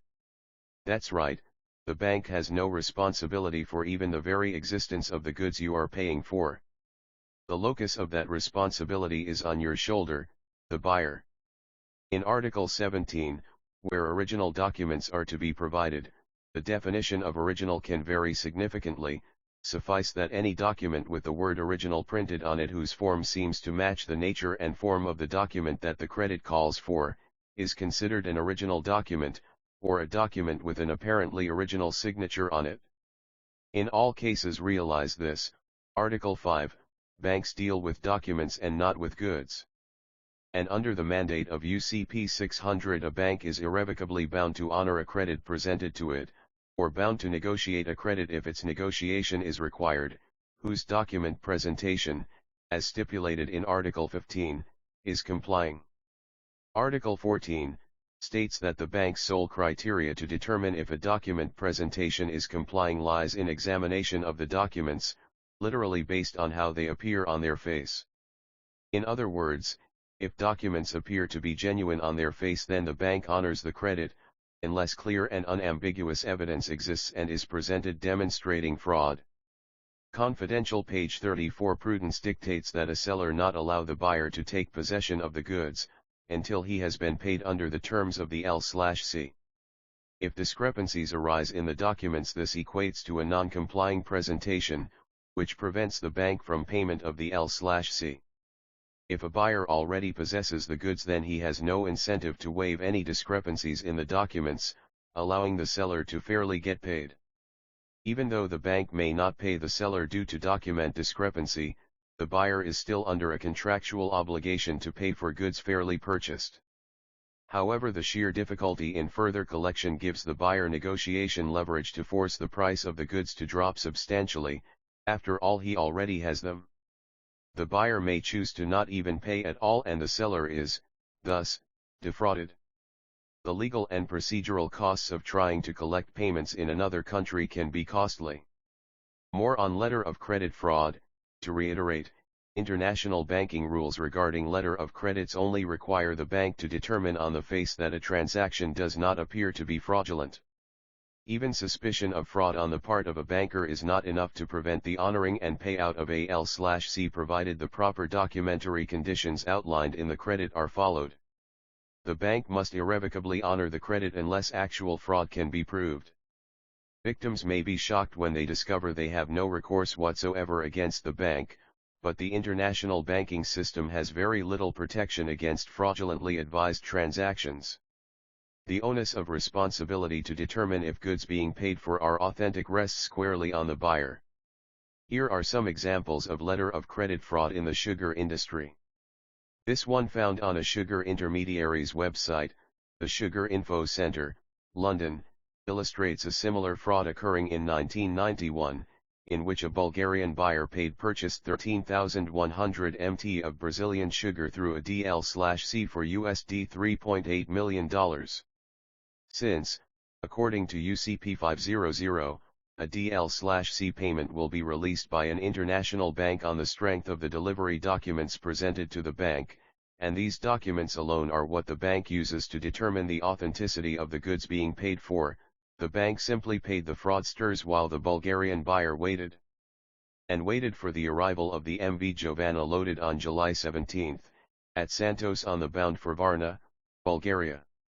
Of course the sugar was non-existent and the MV Jovana was renamed the MV Styliani back in 1983. And scrapped in Pakistan in 1984.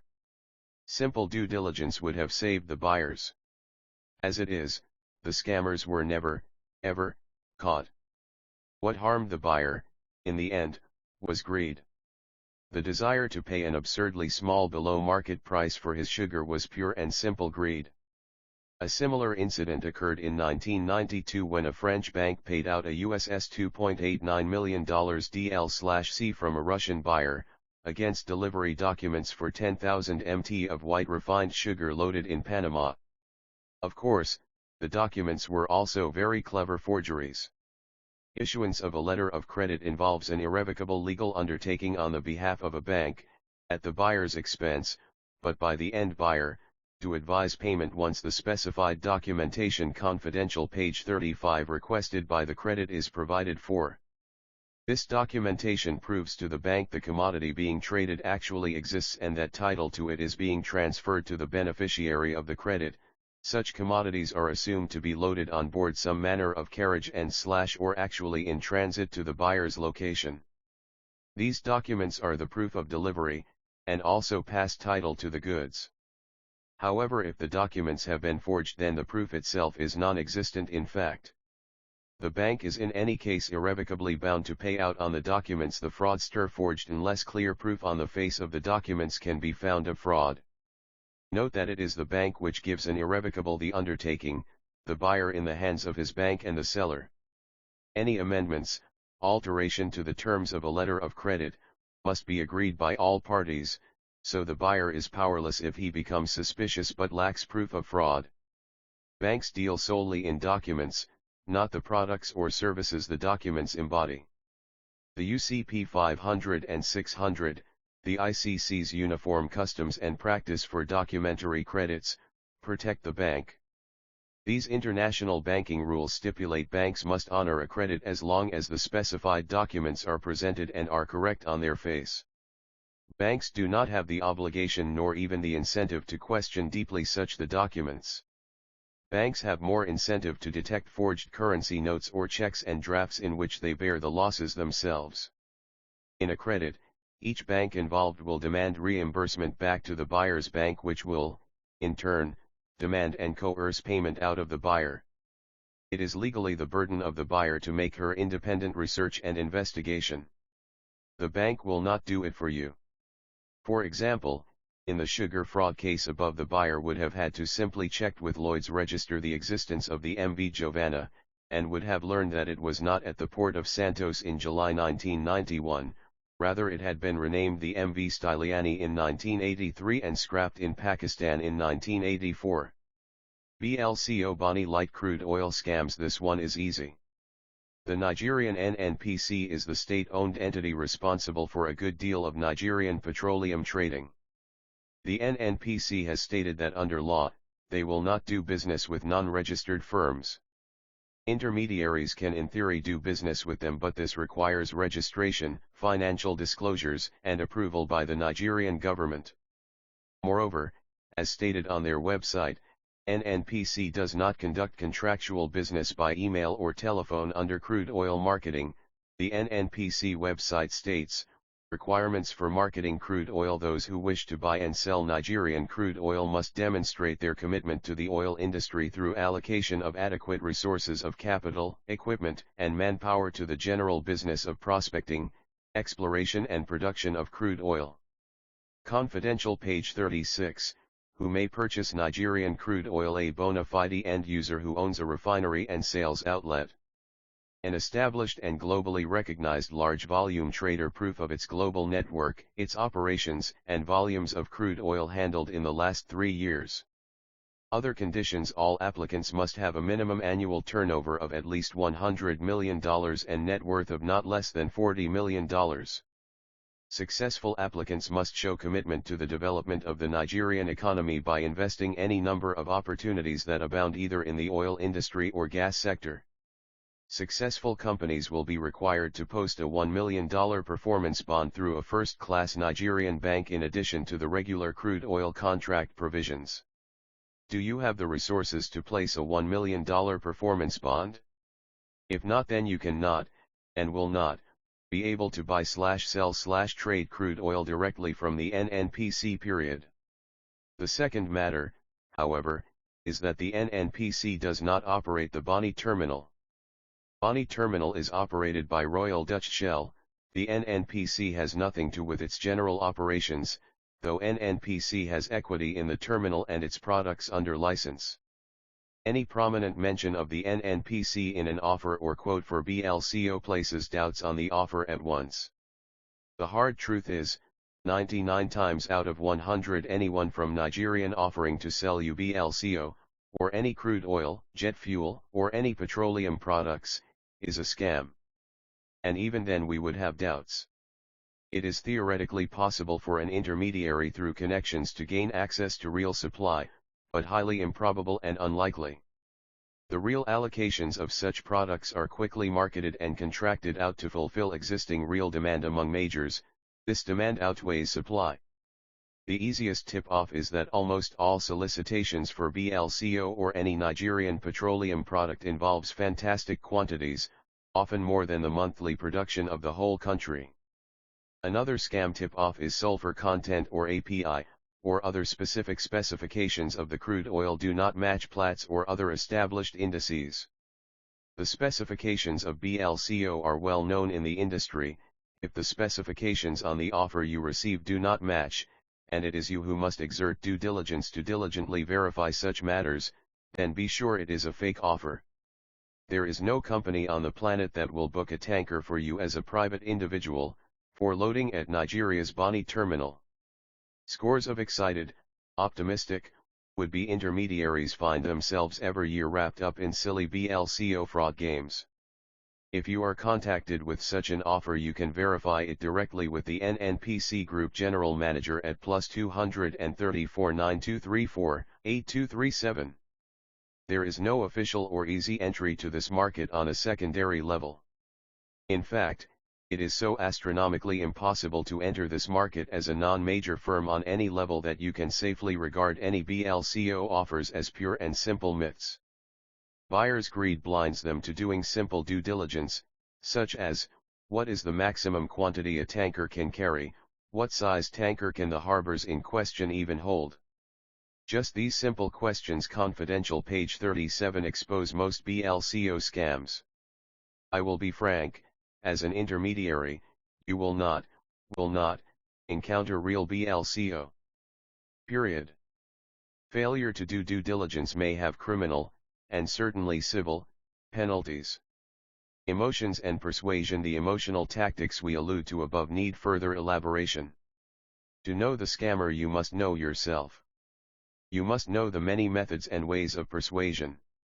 Typically, we've noticed men seem to be more apt to fall for certain types of emotional appeals, others seem to appeal more to women. Know yourself and know your emotions. If you believe that someone is starting to play with your emotions, this is a clue to get out of the situation. Many emotional persuasion tactics work brilliantly well because they tap into certain normal human tendencies that usually serve us well in ordinary life and commerce. It is a painful fact to face, but we must be honest. One common trait that fraud victims display is a degree of greed exceeding their caution. Those who think that these things can never happen to them, make perfect victims due to their complacency. Typically, scammers try to use 7, 8, or even 9 different persuasion tactics, simultaneously in a given message or conversation. Many tactics are used in tandem, or creatively interwoven back and forth across multiple communications. The careful scammer is very patient. We have witnessed scammers taking months to try to get to us, often dozens of emails, international phone calls, and faxes, will gradually build on the victim and push things along.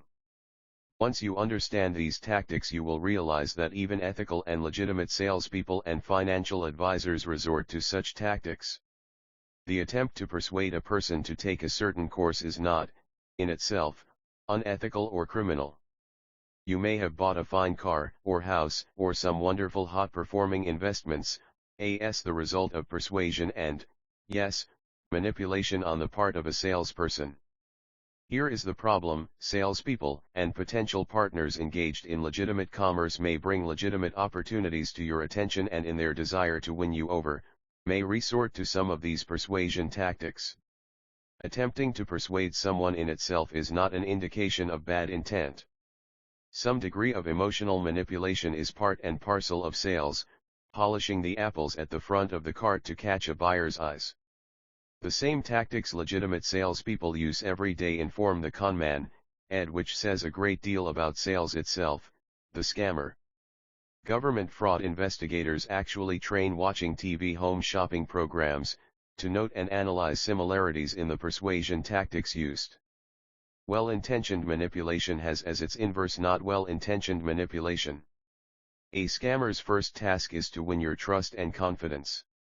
By establishing a rapport with you, and then feigning friendship, or at least friendliness, pretending to have things in common with you, and asking you more about yourself and your life. Confidential page 38. Scammers sometimes refer to putting people under ether. Some state that their techniques create a fog, a fuzziness, a certain virtual ether. This fog is increased as the scammer asks personal questions and shows a real interest in his victim's life. Everyone likes to talk about their life, and their interests. Oftentimes quite valuable information about the scammer's victim is offered by the tongue of the victim themselves. As the scammer gets to know you better, they dig around trying to discover your emotional hot buttons. What is it that you covet? What do you desire? What seems to rule your worldview and approach to finance and business? This allows them to further craft a clever investment pitch. Know thyself. Business is the art and science of managing greed, yours and your partners. First, the victim is psychologically profiled. Next, follow-up messages to the initial communications continuously refine the sales pitch, while emotional persuasion tactics are used to elicit further information along the way, all the while continuing to build and reinforce the general message. At some point the red-hot button will manifest itself, then the hook is cast.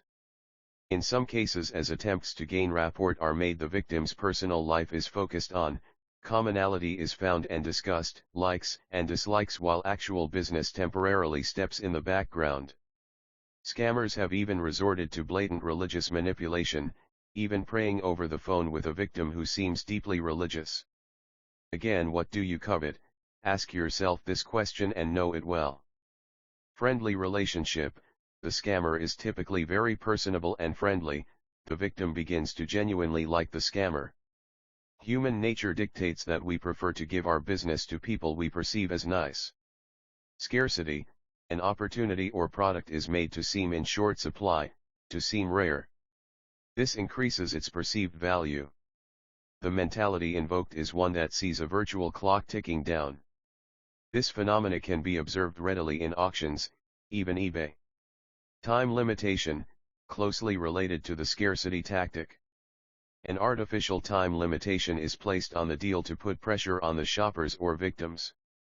An example: we were once telephoned by a Canadian scrap broker, whose Russian scrap supplier demanded upfront SGS inspection fees to secure an in-rem inspection at the port prior to loading. This buyer was ready to open a substantial letter of credit to pay for the goods at hand, but the supplier convinced her that the scrap would be sold to another buyer tomorrow if she didn't come forth with confidential page 39 $10,000 to pay SGS in 24 hours. The supplier had limited stocks, and the buyer would lose out of some valuable HMS1 steel scrap. She was unsure if this was a legitimate procedure. We pointed out that all she really had to do was telephone SGS America directly and ask that SGS Russia clarify the matter. One simple phone call could prevent tens of thousands of dollars in losses. Phantom fixation. What do you covet? What is the fixation in you that can be used as a hook? A scammer will use a carrot dangled in front of the victim, from wealth, power, to sex appeal. A fantasy will be dangled in front of you, and with the fog created by these tactics, even the sharpest of people often can't think straight. The most common fixation is money. Money, and fear. Money, who doesn't want more money? Who doesn't need to pay bills, go to college, travel, enjoy life, and retire with peace? Desire for anything can cloud our judgment and cause us to disregard our common sense. We come to believe what we want to believe, which is the fantasy the scammer has presented to us. Congruence, cognitive dissonance is highly unpleasant to experience. People desire to appear congruent with their stated or perceived intentions and words. It is possible to take advantage of a victim's desire to appear congruent and consistent. If a scammer can cause a victim to strategically agree with a certain term or condition, later if the victim has second thoughts, the scammer can innocently refer back to this. Popularity or social consensus, everyone's doing it, a powerful motivator, when it seems like everyone else is getting in on the opportunity or buying the product, but the victim might not be able to. Presuming the sale, refer to congruence above. If someone we trust assumes a certain poise, we may follow them. After a scammer presents his program and makes his pitch, after the net is cast, instead of asking the victim to buy in, the scammer may well presume a successful sale. This is the famous presumptive close. So do you want that Rolls-Royce Phantom in silver or black, sir? So do you want to buy 1,000 shares or 5,000? So do you want 10 FCL of this valuable HMS1 steel, or 50 FCL? In essence, the question of whether you should or would buy is presumed, and the specific terms of your purchase or investment are asked. Often one will be presented with a larger quantity or more severe terms, and once the victim objects a more reasonable, lower amount will be suggested, something that seems more reasonable in the face of the earlier request. Reciprocity, the scammer promises to do some small favor for the victim, which, in turn, puts pressure on her to return the favor by buying into the scammer's pitch. Good-natured people tend to like to return favors. A free tip, insider information, and something given for free may evoke a quid pro quo reflex in a person where the victim has a perception that she is in debt. Once this occurs, falling for his pitch seems like a natural favor in return. Confidential, page 40. When dealing with a master of manipulation, someone who can winnow out the weak spots of your character, and use them with a sincere-looking smile and feigned interest to win you over, you have to be on your sharpest mode. Whichever tactic seems to have the most effect, will be resorted to the most once it's time to sell the deal. Is it scarcity? Exclusivity? A private elite marketplace in bank instruments that few people are even allowed to know about? Why is there such hunger for IPOs and hedge funds? Because of the valuable and desirable aura of exclusivity? Or is scarcity due to a supposed bargain price that may not last long? Our agency encounters sugar buyers who are seduced by absurdly low prices offered in various FCOs floating around on the internet, some reflecting real market prices from long ago, as the same offer is copied and copied by broker after broker for decades even. Give such a one a bargain price and greed will set in quickly. If the victim is made to know that many others are all clamoring to get on board a particular deal, the scarcity factor may work well. This in itself evokes social consensus, popularity. It's comforting to hear that an opportunity is popular again.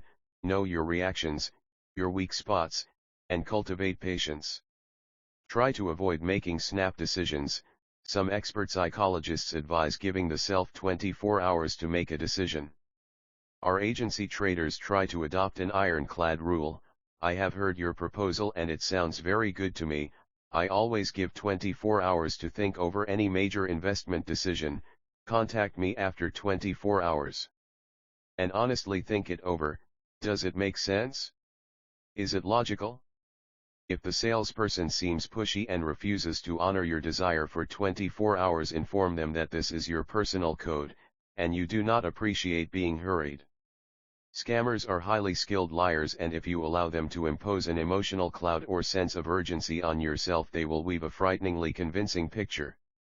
Scammers sound like they represent legitimate businesses, and to assume that you will know a fraud when you hear it is folly.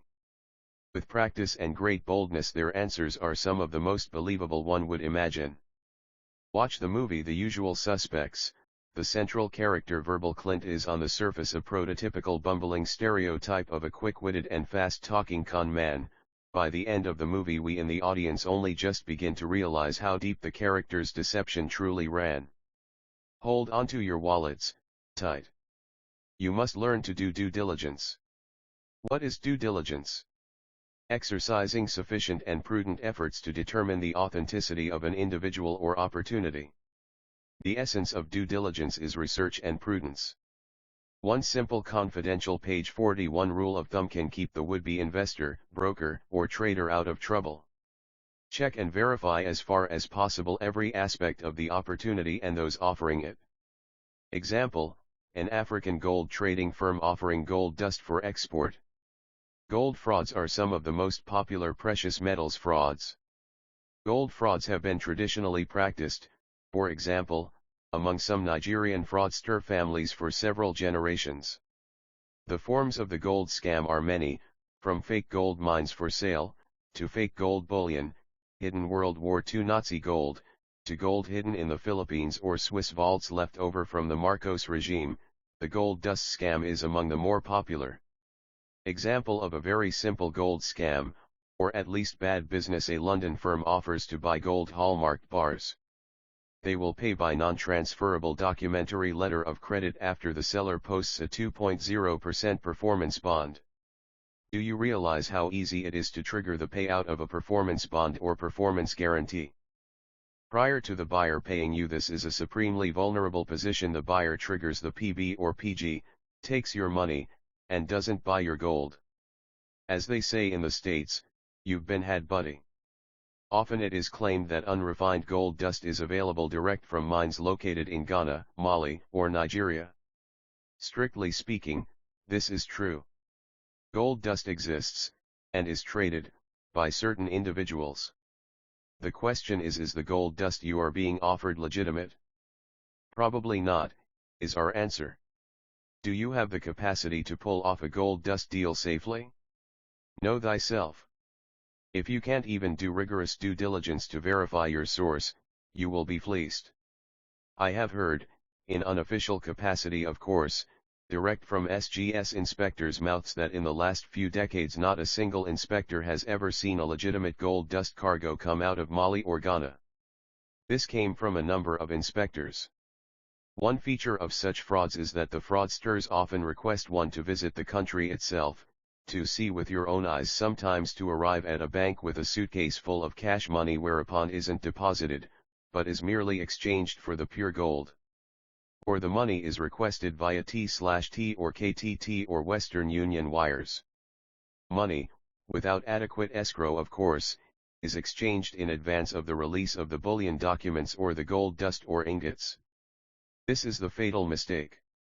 Sometimes, if one is lucky, one does get fake-coated ingots or brass dust. Sometimes, one is killed and one's money taken. Often scammers refer to the names of African or Arab princes and emirs, and or their family names are thrown about and referred to constantly, titles, affiliations, all designed to inspire in the victim a feeling of exclusivity and privilege in the target. Confidential page 42. Before entering into a gold dust or gold ingot transaction, one must address the following questions: who is the firm with whom you are dealing? Who are the principals of the firm? What are their corporate papers like? Are they registered to actually do business? Are they registered to export? Have you, we dare say, verified this? Not asking the firm itself politely, but actually verified details from the government of the country involved of the facts of their case? Do you have scans of their identity papers? Has an independent inspection agency inspected the goods? Beware. SGS from Geneva itself informed the authors that they do not inspect and perform assay tests on gold dust originating in Mali. Not only that, but the SGS rep who contacted up personally stated that in his 20 years of working at SGS he has never, ever, even once heard of an authentic gold dust transaction originating in Mali? Are you so sure your seller's mandate really is a seller's mandate? Does the mandate disclose his papers?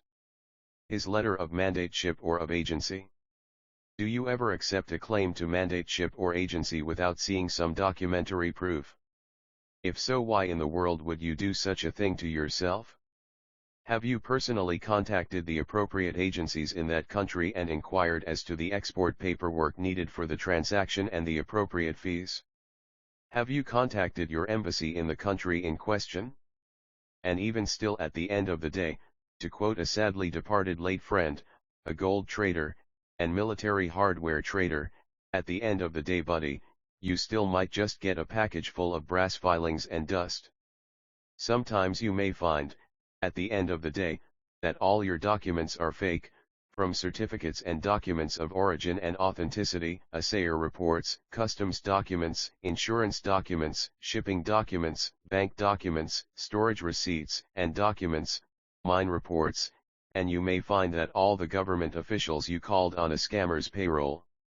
Some papers may have once been genuine a long time ago but greatly altered to fit the scam. Some people you called may hold real offices, but moonlight under this scam. Sometimes you may find that you travel to the country itself and constant attempts at incriminating you in some way are performed. You may be persuaded to lie about the source of the real gold in order to slip your shipments past restrictions. And you may find that this act now gives your fraudster legal leverage over you to use and manipulate you later. You may find later that this leverage itself is fake. After all, the gold you smuggled didn't exist, but the psychological pressure of it all makes you vulnerable to more manipulation. Example, you are given a prospectus and proposal for a private investment opportunity. Have you thoroughly reviewed the investment proposal? Confidential page 43. Checked out the broker, or financial advisor proposing it. Check their credentials and disciplinary records with the Securities and Exchange Commission, www.sec.gov,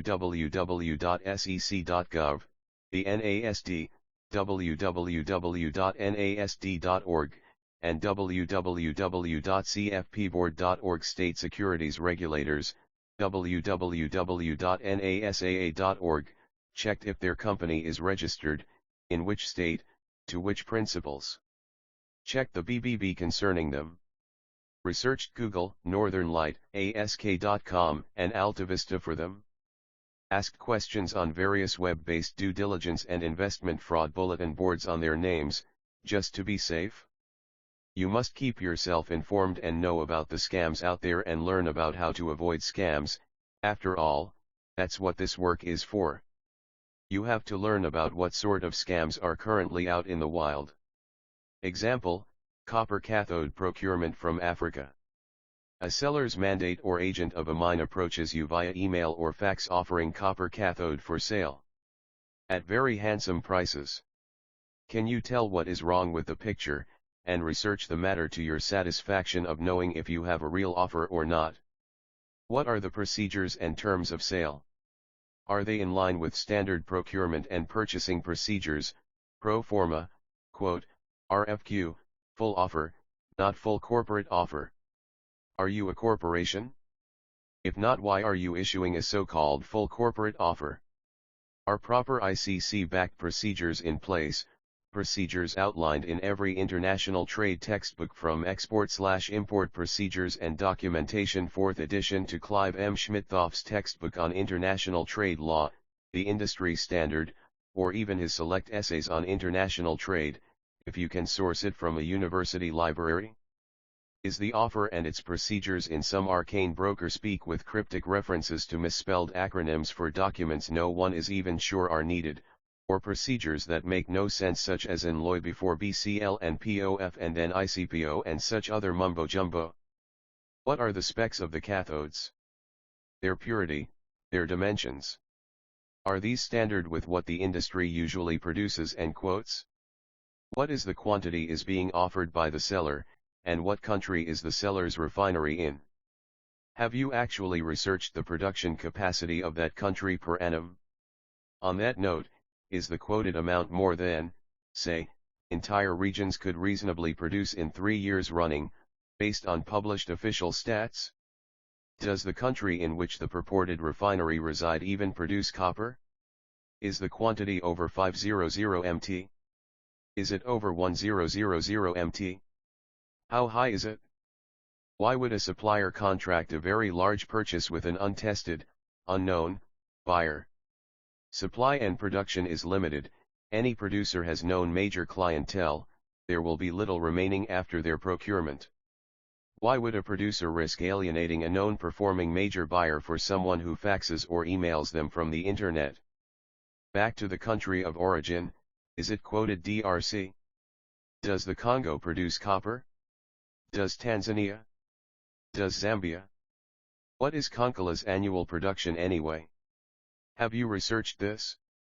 Confidential page 44 KCM stated annual production is, reader fill in the blanks, metric ton/year, look it up on the web. Now, your seller offers you 500,000 mt of copper cathode from DRC. KCM is the largest metals company in Zambia. Now that you know this, you can see the problem with his quote. But did you do the legwork and research to find this out? What is the price of the copper? Is it discounted? Why? Why would new cathodes be discounted below LME? What about the freight component of the copper? Is it sold FOB or CIF? See above. Is it normal in the copper market to sell at that particular term? What portion of the price is a freight or insurance component? Is a performance bond advertised? Is a performance guarantee advertised? Do you know whether producers in the copper industry, in this region, typically even advise PBS or PGS? Whether or not any real mine would advise one or the other, and if so, which? Just as with the example of the gold dust example above, which inspection agency is quoted by the producer or seller as performing the inspection? Does this agency actually perform inspections in the country of question? Have you personally phoned, email, or post-written SGS, Veritas, and TC, to that effect? Is the broker or mandate making these offers to you able to competently or confidently answer the above questions, or at least professionally say, "I don't know, sir, let me check with my principal"? Or are they bluffing their whole way through? On this level, the brokers handling the deal may have absolute sincerity and good intent, though they may be bluffing their way here and there. The problem is that they may be ignorant and relying on what they believe to be a legitimate seller or representative of a seller.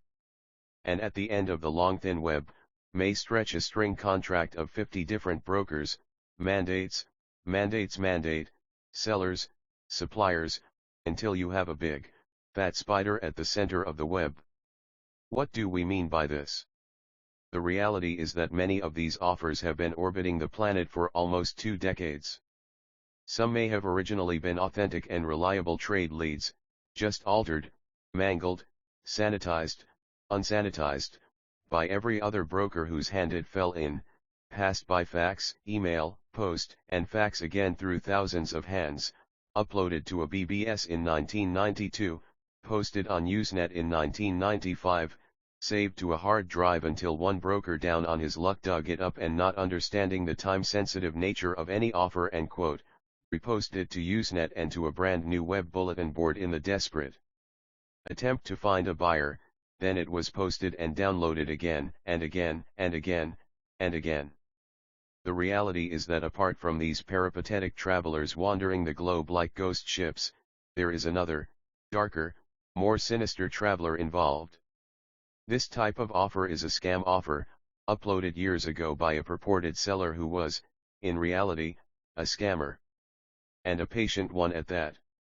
Confidential page 45. And like a landmine that can explode and recharge itself and explode again, it bumps around passed on by sincere souls until it finds the 1 in 1,000 person or company willing to post USD $500,000 on a shipment, and quickly like fire excitement buzzes through the broker network, calls are made, and CNDs are signed, faxed, signed again, principal details are passed from hand to hand, and if the deal doesn't collapse due to lack of knowledge and skill on the part of a particular broker, or due to greed on the part of another, it makes its way home to its master, who ensures that everyone is circumvented on his non-existent product and he dines well that night on ill-gotten gains, leaving scores of disillusioned intermediaries and buyers.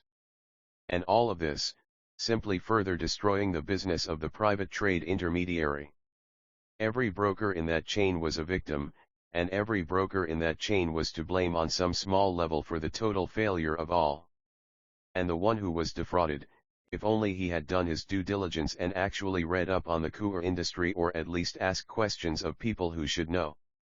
In short, always investigate a matter before you invest in it, no matter who the seller or broker is. If you are dealing with a mandate selling you copper or iron ore, what is their proof of their official agency? If they have agency, then they are employees of the mine, of the refinery, and should not be afraid to disclose their status.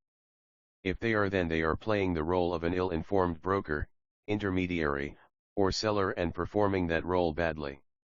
The reality is that in many industries brokers or independent intermediaries are simply not retained to sell certain types of goods by major producers. Ever. A well-informed intermediary can take on the role of a legal seller, and place himself in the middle as a trader and seller. FDN exporting publication The World Is Yours details this process quite well. In some quarters it is called the triangle trade, and very few people on the planet even know how to do it correctly. It is possible to be an independent trader and seller of any commodity on the planet, short of some which are tightly controlled by official price cartels for which there are only one or two producers in the whole world, and everyone else buys through their mandated distributors. Example: you are offered 100 mt of crude iodine FOB Michigan by someone who claims to be a mandate of the largest U.S. iodine producer. Do you know what is wrong with this picture? What states in the USA produce iodine? What is their annual production capacity? How many plants are involved? How many companies own production facilities? The person claims mandateship. In 30 seconds or less, can you name the one and only chemical distributor mandated to distribute iodine for half of the USA's iodine industry? Does this mandate represent that distributor? By now you should be getting a good concrete idea of the mindset you need to cultivate and inculcate if you wish to perform due diligence work successfully. Make no mistake about it, you must cultivate this mindset and practice it. Confidential page 46. A good practice is simply trying to trade with a critical mind with other brokers who knows. You might get lucky, and between the advice sources mentioned in this work and the references, and your critical min, and a lot of research in trading procedures, you might end up able to nail a real deal, sharp as the proverbial tack. Or perhaps not, but you will learn, and learn more. Passing the buck of the scam. By now you should be seeing the problem with mandateship, agency, and claims to agency. You must be familiar with the ICC's rules of agency and the body of Lex Mercantilis, mercantile law, governing agency. That way, the next time that you are offered a commission to sell certain products by someone you barely know, you will be able to investigate well, and determine if it is a real legitimate opportunity, or a disaster waiting to happen, in which it is highly likely you would end up participating in a scam. In God we trust, with everyone else we verify. Verify is the motto of a particular private intelligence officer we once encountered. It is a useful mindset, irrespective of one's religious affiliations. To quote TV's Fox Mulder on the X-Files, trust no one. The world of international commerce is full of quite legitimate companies that are small and obscure. Quite successful, legitimate, high-volume import/export firms are run out of home basements and bedrooms even. In the USA, almost every state has an online website allowing one to look up business and corporate registrations. Many fraudulent companies use legitimately registered corporate fronts. Of course, some limited companies and corporations may be owned by others, which are owned by others, which are owned by nominees and mandates of the real owners and registered in numerous locations. Some of these companies are legitimate businesses doing simple, intelligent, asset protection. Many are fronts for scammers, of course. Try to trace the trail of ownership as far as possible. Many countries have such websites as well. For example, Australia has a website with every single corporate business registration in the company registered and accessible via a query. Of course, many legitimate businesses are sole practitioner types of firms without a corporate entity. You should dig through newspapers on microfiche or business magazines, and of course Google, AltaVista, and ask.com are your friends. So are Usenet archives such as Deja News, now accessible through Google. One can check American companies at the Better Businesses Bureau, BBB, but be aware that the BBB only collects complaints. They make no stance in itself. The BBB cannot and will not say this company is bad, but this company is good. Their only business is to collect complaints against a company. And legitimate companies may well acquire complaints in the normal course of business. Consulting a lawyer is not sufficient in itself. Many lawyers are poorly trained in the real world of trade, finance, and investments. They know the theory and the law, but this in itself is not enough. It is, however, highly important for you to have in its own right. A lawyer may vet a contract's terms confidential page 47 or affirm their acceptability on paper. However, she may have no real grasp for how money flows through the structure of the opportunity itself. Contacting other sources is necessary. If possible to visit a salesperson or partner's locality, do so with care. Don't inform them, however. A quiet side trip and investigation under their nose suffices. Some variants of African 419 scams involve persuading a victim to visit the country, get to know their would-be partners. Once arrived, the poor victim is kidnapped, held for ransom, and sometimes cut into small pieces and stuffed into luggage. Buyer beware. Some scammers will object to you visiting their local personally to investigate, tender payment, or inspect goods. This is a red flag. Other scammers will welcome it because, of course, they plan to ransom you and chop you up for the fishies. Remember, the scammer wants to collect your money first, not sell you products, or buy products from you for that matter. Legitimate sellers wants to get your money first to offset the risk that you may be a scammer yourself. The DLC helps buyers and sellers by imposing a escrow function mandated by worldwide international trade bodies and law. One clever trick with upfront fees for Transneft, or inspection services, or gold refining services, etc., is that once you tender a small fee, the scammers will insist that there is some sort of quota on the product and that you need to send them more deals before they can accept your LC. Some buyers may insist on getting their would-be partner or seller to sign a promissory note to return the fees in case of non-performance, but what good will this do you? How will you collect that legally binding note that the scammer just signed? Buyer beware. Remember, verify, verify, verify. It is possible to make due diligence work fun and enjoyable. It becomes like a detective game instead of a chore. Though the slimy aftertaste of realizing the depths humanity can sink to never full leaves one's mouth. Always, always, contact the embassy of the country your partners claim to hail from, inquire into the individual, their company, normal modes of doing business in that country, and business normal fees. Of course, an embassy will want to protect the confidentiality of their legitimate citizens, but responsible embassy and consulate officers should help you if they see obvious fraud occur. Learn to contact your own country's embassy in the foreign country and ask the above questions, and request assistance in performing due diligence. Your country's embassy is there to serve your needs and your country people's needs. They are often glad to help and asset to protect their citizens from fraud, and assist them in doing business. You can request your embassy in the foreign country to recommend local barristers and lawyers to review contracts, paperwork, documents, etc. If you choose to travel to that country, contact this lawyer and enlist his services.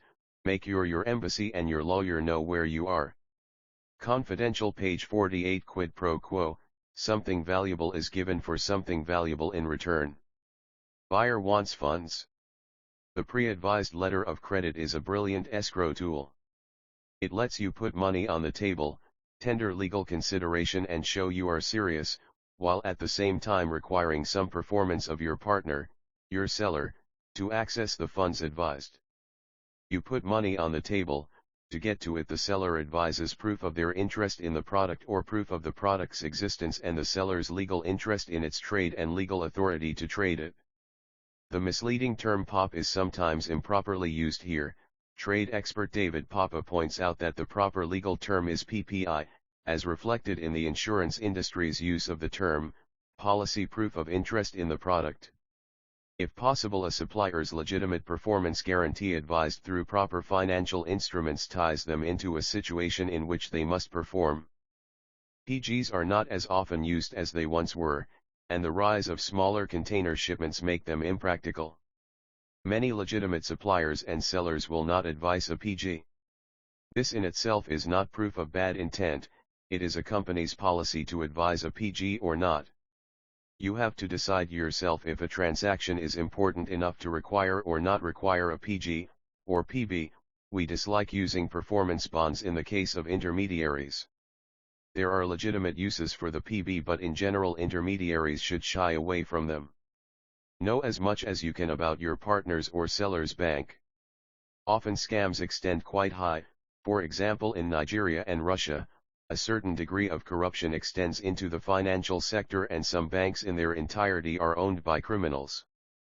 Verify the reputation of the bank with your country's embassy in that country and with reliable local lawyers referred by your country's embassy. Call people. Call the bank. Call the embassy. Some information is just a phone call away, and yet people seem to neglect this. Serious business has serious considerations. A rule in all trade is money first, unless you are credit-worthy, but that money can be, and should be, legitimately escrowed irrespective of whether or not you are an end buyer, or a middleman, or an end supplier selling to a buyer you suspect. The letter of credit is a time-honored instrument to do this. A financial instrument molded by centuries of evolution and use, the ancient Chinese funded some trade using primitive versions of the letter of credit. The Christian Knights Templars learned about letters of credit from Muslim Arab traders in the medieval Crusades. In fact, the halala traders in many Asian neighborhoods today still use ancestors of the same instruments, and in spite of the ill repute recent political events cast on the hawala, the Chinese, Indian, and Arabic forms of modern hawala banking are some of the fastest, most reliable, and least error-prone methods to transfer obligations and funds in the world. Italian merchant princes used letters of credit in the same way their ancient Roman forebears did. The rise of the great merchant banks of the 18th and 19th centuries were often connected to issuing bankers' acceptances, and Jewish bankers in the Near East, Greece, and Turkey, evolved the art to a high level, whilst their cousins in Europe, the ancestors of the great banking houses of Warburg and Rothschild, as well as the Barings in England and other venerable firms in the city, all molded this instrument into something of unparalleled flexibility and utility, sufficient to handle the trade of the world's most far-flung empire. Confidential, page 49. These are the venerable ancestors of the modern documentary letter of credit. The L/C is a financial instrument refined by over 2,000 years of use in international trade. Learn all you can about them. Of letters of credit, the ICC's regulations UCP 500 and the newly adopted UCP 600 contain some of the safest procedures for letter of credit usage humanity has ever seen. Due diligence is not talking to other brokers or investors, posting on a due diligence bulletin board, though quite valuable information can often be found on these forums, or even knowing well the person pitching the opportunity, nor visiting the salesperson's offices in person. None of this proves anything. You must be diligent, not simply accept tips passed in the broker network or even by people close to you, and never let yourself feel pressured to make a decision. Do due diligence as outlined above. It takes patience and legwork, but you can break down the process into a procedure with clear outlined checklist-style steps. Scammers have a field day with buyers who look for the cheapest price. Cheap prices, you get what you pay for. Why are they cheap? No current real-world prices. That's what Google is for, that's what the newspaper in front of you is for. This is what your competitors are for. Ask them even. Be clever, get a business school student to call asking for advice, prices and market conditions. You are capable of subtlety here. Again we have the greed factor rearing its ugly head. Mistake 1 is greed. Who are convinced into to paying by a standby letter of credit. Note of course that some legitimate suppliers do accept or require the SBLC as an instrument of payment. Some Transneft contracts, for example, may detail certain procedures requiring it in lieu of cash in advance by T/T. We have examined some authentic Aramco contracts which also stipulate it as a backup, risk mitigation method, in case a buyer defaults on a monthly payment and requires credit from the seller. These sort of deals are not for intermediaries, they are principal-to-principal deals, in which the seller is the supplier, or the seller is a middleman selling product they've sourced from other suppliers in their league. Aramco, Transneft, Mitsui, even Shell, may all at times act as intermediaries and trade materials produced by other suppliers. In this case they are legally the seller and not the supplier. They have financial weight beyond normal reckoning. Paying them with a SBLC is still dangerous. Legitimate suppliers have without a doubt behaved in a fraudulent manner before. Who pays by a prime bank guarantee? Just don't do it. It is trivial in some cases for a scammer to pretend to have product, get a BG payment documents against cash from you, advise to a small third-rate village bank. These are real examples that have occurred, and convince highly provincial bank clerks to simply release the funds without showing documents, or by showing obviously forged confidential page 50 documents. It happens. Often, this is a horror story we heard from a highly experienced international banker and expert on letters of credit. Who issues a letter of credit before seller's performance guarantee or performance bond is advised. The performance bond is not used much in today's world of trade, while the performance guarantee, especially as advised through a standby letter of credit, has increased over the last 30 years. Even while performance bonds are still used in some trades in some countries, this is by no means universal. Indeed, note well that today, many suppliers no longer even offer PGS in the real world of trade, especially for smaller FCL container purchases. The importance of the PG as a risk mitigation tool is unquestionable. Some degree of intelligence is called for. If you are purchasing from Mitsui or Petrobras and they refuse to advise a PG, no amount of your prodding is going to make them. If your seller is sourcing from Mitsui, of course the seller will not advise a PG either. If you are buying 5 FCL from a sugar merchant and you insist on a PG, the merchant may insult you. If you are buying millions of dollars in a 100,000 MT bulk deal, however, a PG is to be expected. Who don't seek advice from trade professionals. International traders and authors of trade books, lawyers, bankers, and freight forwarders, all are experts of sorts. By seeking multiple opinions and asking intelligent questions, you diminish your chances of being defrauded. No one knows it all. No one. Example of a scam: buyer offers to buy your sugar. She offers to pay you, a legitimate sugar merchant, by non-transferable DLC, issued revolving, after SGS at discharge port. What is wrong with this picture? Easy. The buyer states that the letter of credit will be paid after SGS inspects the sugar at the discharge port, defining to mean that not only has document delivery taken place but shipment has been effected. The supplier has sent the goods into the buyer's hands, who will pay for it. After he has had SGS conclusion, either a scam or the height of stupidity. Either way, best avoided. General tips for the careful: only play with money you can afford to lose, as a general rule. If the opportunity blows up in your face, can you afford to lose every dime? How are you financing your deal? If it blows up, can you carry the debt? If the investment is fraudulent and you lose, can you afford this? Did you mortgage or refinance your own house, or over-leverage yourself from sources you cannot afford to burn?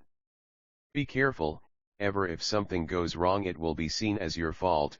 There are some relationships that you can't afford to burn. No ROI is worth a certain price. As time goes by, one's sense for such matters will become more acute. Unfortunately, there is one main way to become highly familiar with international fraud, and that's by being exposed to its seedy underside, and the worst way for this to occur is by being had oneself. Or learn from other people's experience and seek out professionals in this matter. Confidential page 51. Someone who has had a lot of exposure to will have a good feeling as to what might be fraudulent, and they will always do due diligence and attempt to confirm or deny their feelings. Laziness is no excuse and is a fatal vice. Remember always, greed is a killer. An investment that sounds too good to be true usually is. Learn to listen to your instincts, especially when they tell you to run. Due diligence is so very important. Oftentimes well-meaning and sincere people unwittingly become dupes of the scam, and pass it on themselves in the sincere belief it is of value. A few meetings, or a couple of enthusiastic seminars, and the victim is sincerely convinced, invests her money, and goes out preaching the gospel, persuading her friends to jump on board. Many Ponzi schemes spread rapidly through networks stemming from church and neighborhood connections. One investor thinks he or she has found a good thing and honestly wants to spread something good. By putting the scammers in contact with new recruits, they unwittingly dig themselves deeper into the scam, and when it explodes, can be caught holding the bag, since by this time the scammer has sufficient funds to easily elude attempts to capture him and has in front of him a buffer of enthusiastic and convinced followers. Suffice to say, one should never enter contract where payment is by irrevocable SLC, SBLC or PBG period. Bearing the unusual circumstances previously mentioned in principal-to-principal direct transactions in which a few large suppliers may mandate contractual performance by a SBLC, a rare situation that is highly fraught with danger anyway, don't do it. Intermediaries should never, ever, pay with a SLC or PBG. In industries in which a PB or PG is customary, having the seller lodge a performance guarantee or performance bond prior to delivery and collections on the buyer's payment, is a good risk mitigation tool. Be well aware, however, that many legitimate suppliers are simply not issuing PGs anymore. Contractual stipulations for late delivery should exist in this case. Asinine insistence on outmoded business practices indicates exploitable naivete. If your Brazilian sugar mill will not give you a PG for your tiny 40 container purchase, then you must deal with the reality of the marketplace. Prior to collections, the seller should provide verifiable proof of their interest in the product, proof of the product's allocation, existence, etc. In the case of a major seller or supplier, asking for some warranty proof of interest may receive scorn. A smaller seller should willingly provide it to your bank with verifiable details after his interests have been assured, such as your money in escrow. If you are not experienced with contracts, of course your attorney should check everything before you sign. Another factor of due diligence is price advice. Having dealt with some truly stupid or greedy buyers who want to buy, for example, sugar for 200% less than average world costs, I can say, you get what you pay for. Always be informed as to current world prices. Exchange futures prices roughly reflect real physical trading with, of course, added sellers' margins and shipping costs. But your price should be +/5% confidential page 52 or 10% of current prices for products FOB. If you are buying something FOB $150 less than global FOS prices, then you have only yourself to blame for your greed and stupidity if you are massively ripped off. Simply reading the newspaper's commodity sections, then calling a few dealers, suffices. So here are more general tips. Never, ever pay an unprotected or non-escrowed upfront fee to an untested commercial partner, mandate, investor, etc., without employing some sort of secure escrow procedure and facility.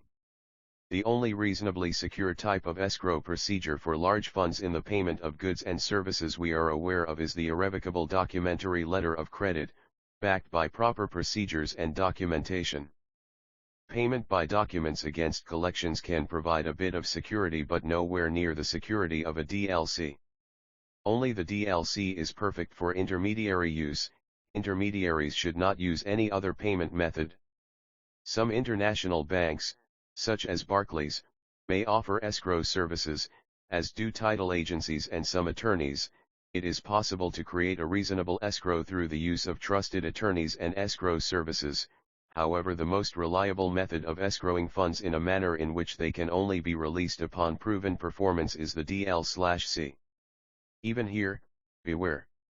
It is possible, as we shall see, and in some cases almost trivial, to trigger the release of a DLC by presenting fraudulent documents.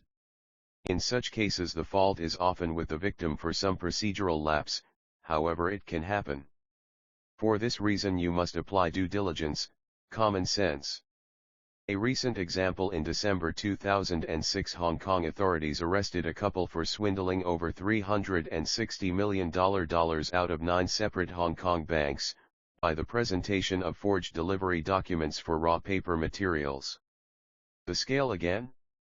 $360 million in 158 separate letter of credit transactions with 9 different banks.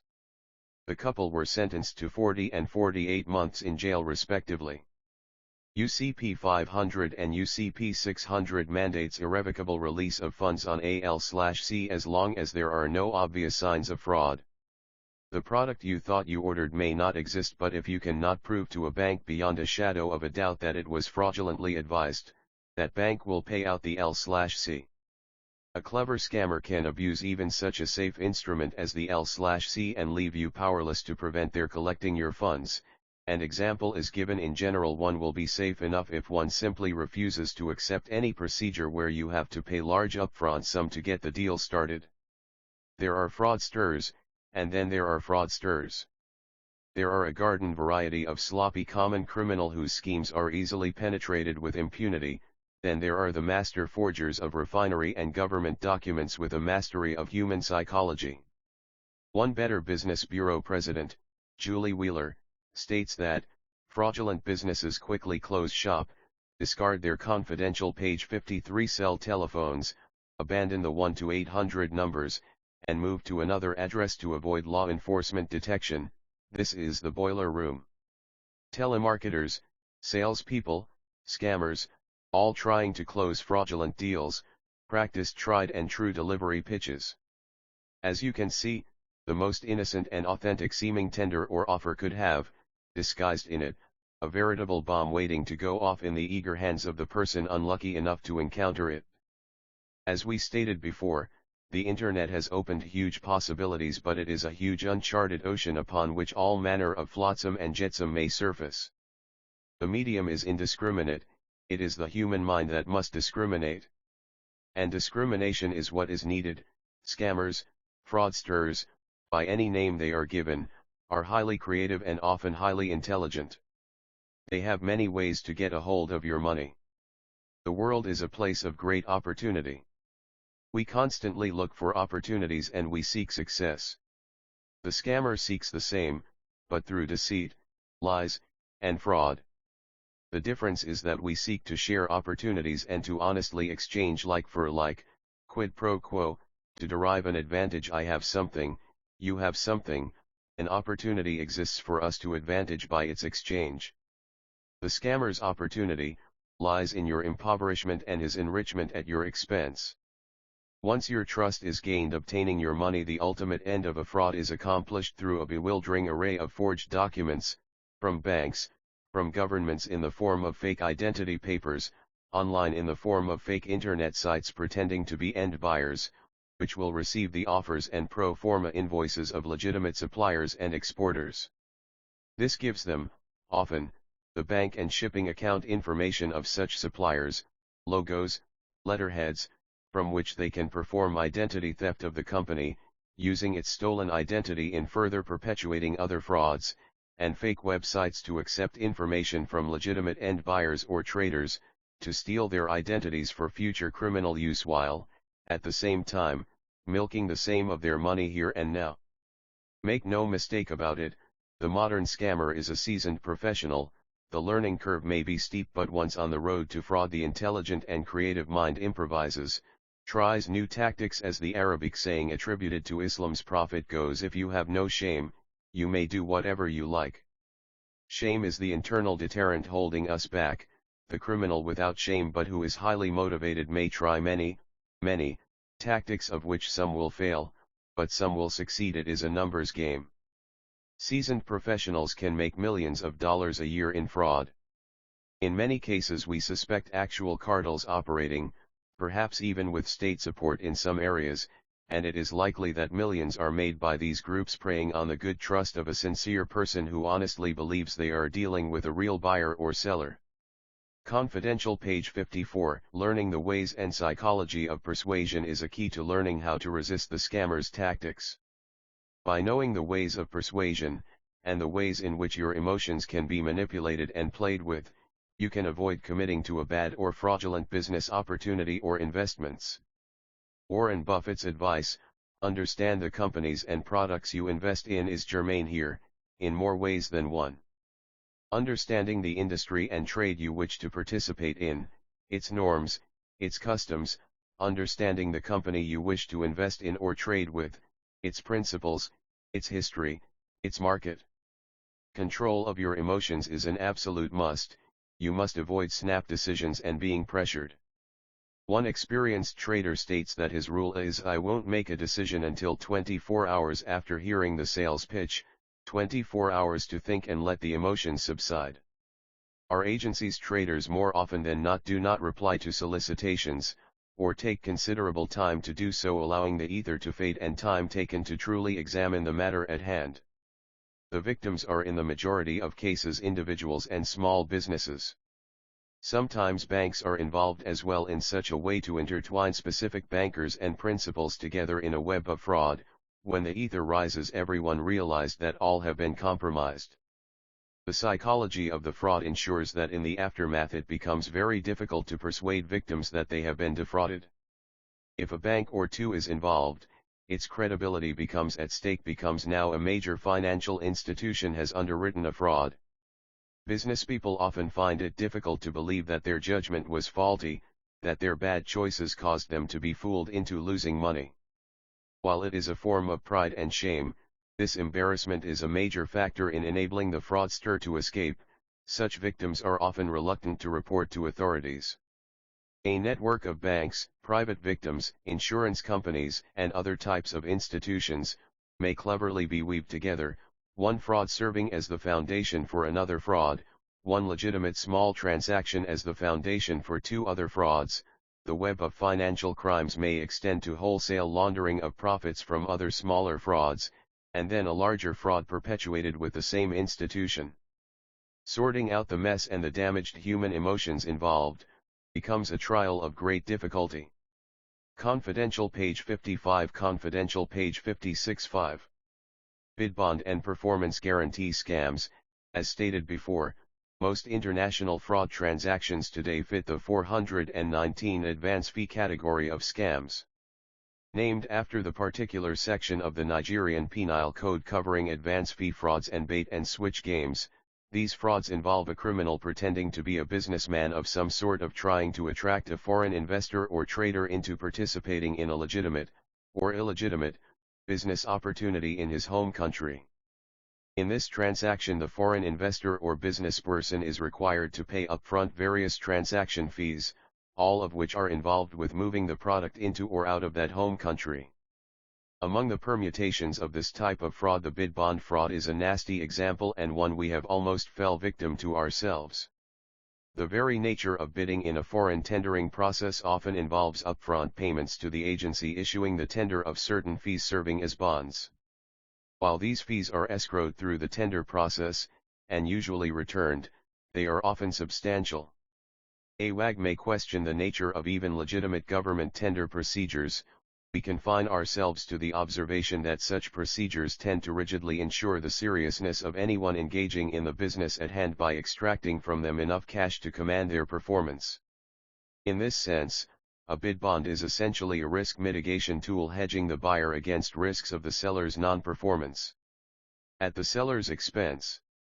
A clever fraudster, able to adopt the marks of confidence needed to gain the trust of a foreign investor, can fool them into thinking that they are engaged in a real business transaction, that the business at hand requires a cost of entry to weed out the serious players from the jokers, and in this sort of business the tendering process, an advance fee of sorts, is one of the legitimate requirements.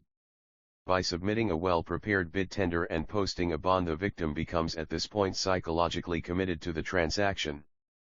Some fraudsters obtain copies of real government or private tenders, alter them, and repost them in various forums with their contact information. The opportunity to do millions of dollars of business with a government generates some great excitement. The victim, the mark, is convinced that in order that the transaction close there's the need to tender a fee and give up some money for the privilege of, in reality, being supremely scammed.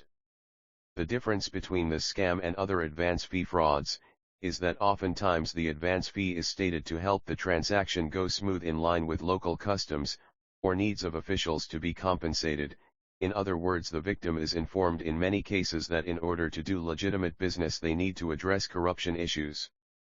So the victim knowingly aids the process of corruption and becomes psychologically committed to committing a necessary offensive act. Thus, when the scam is revealed, their guilt may be doubled.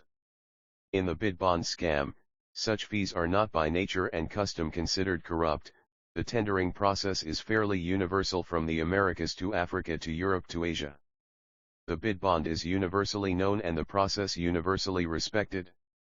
Confidential. Page 57. Variations of the bid bond include posting a performance bond or performance guarantee upon being rewarded a successfully obtained contract.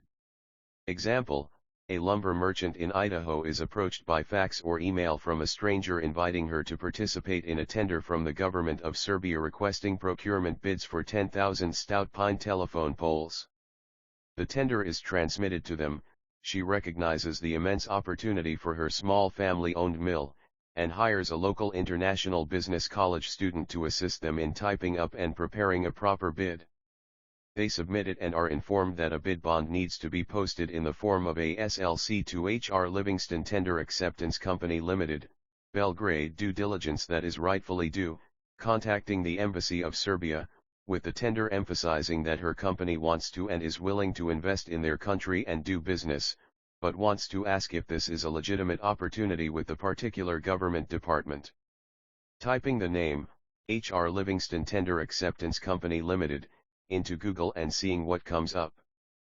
Finding the department in Serbia responsible for corporate and limited company registrations and filings, and requesting details on H.R. Livingston Tender Acceptance Company Limited, Belgrade. In any case, in our example the victim does not do this, and upon posting the SLC H.R. Livingston Tender Acceptance Company Limited, Belgrade rejects her bid as non-conforming, requests their bank to pay out on the SLC, which they do because the standby letter of credit was opened as an irrevocable undertaking of the bank and, as mentioned prior, without solid evidence of fraud the bank's mandate requires payout.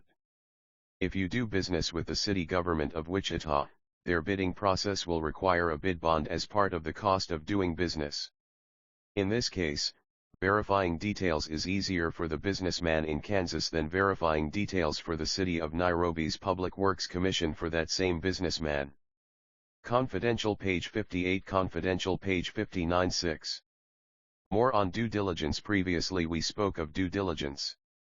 The essence of due diligence is to exercise effort to pierce illusion. The very phrase due diligence implies diligence, that is to say effort. Effort that is due and fitting for the undertaking at hand, in this case leaving no stone unturned in your search. Ever. Given an email address, website, and fax to email account, you have the tools it takes to interact with a wide world. This applies to honest traders and fraudsters as well. With an email replacing the fax, contacting companies at rapid speed to trade products and commodities is simple. Anyone with an internet account can communicate with anyone around the world, and it is far more easy than ever before to conduct research on products and companies, on a much wider scale, accessing trade directories worldwide. Anyone can pretend to be anyone on the internet. A well-designed website and only pennies a week, the smallest company can present a captivating impression to the world. The ability to conduct diligence on who you are dealing with is easier due to global access to information, but harder in that the number of players has increased 1,000-fold. Due diligence lies in applying deductive and inductive reasoning, one's own gut sense for things and intuition, as well honed over multiple transactions, and all the tools one's creative imagination makes available to one, in public and university libraries, on the phone, on the internet, to ascertain as far as possible the likely probability that a business opportunity's details are as the one presenting the opportunity says they are. In many cases, learning the truth is simply a matter of asking the right questions. In some cases, a legitimate business partner may be unable to disclose certain information in fear of being circumvented. If we are selling you biodiesel as an independent trader and you request a current SGS report on the product as a proof of product that you can verify, this information may disclose the refinery I am purchasing my product from to resell. My legitimate right is to request you to post, quid pro quo, something of equal value to obtain value. You need to know certain things. We need to ensure that you do not fraudulently circumvent us as legitimate merchants by going to our source.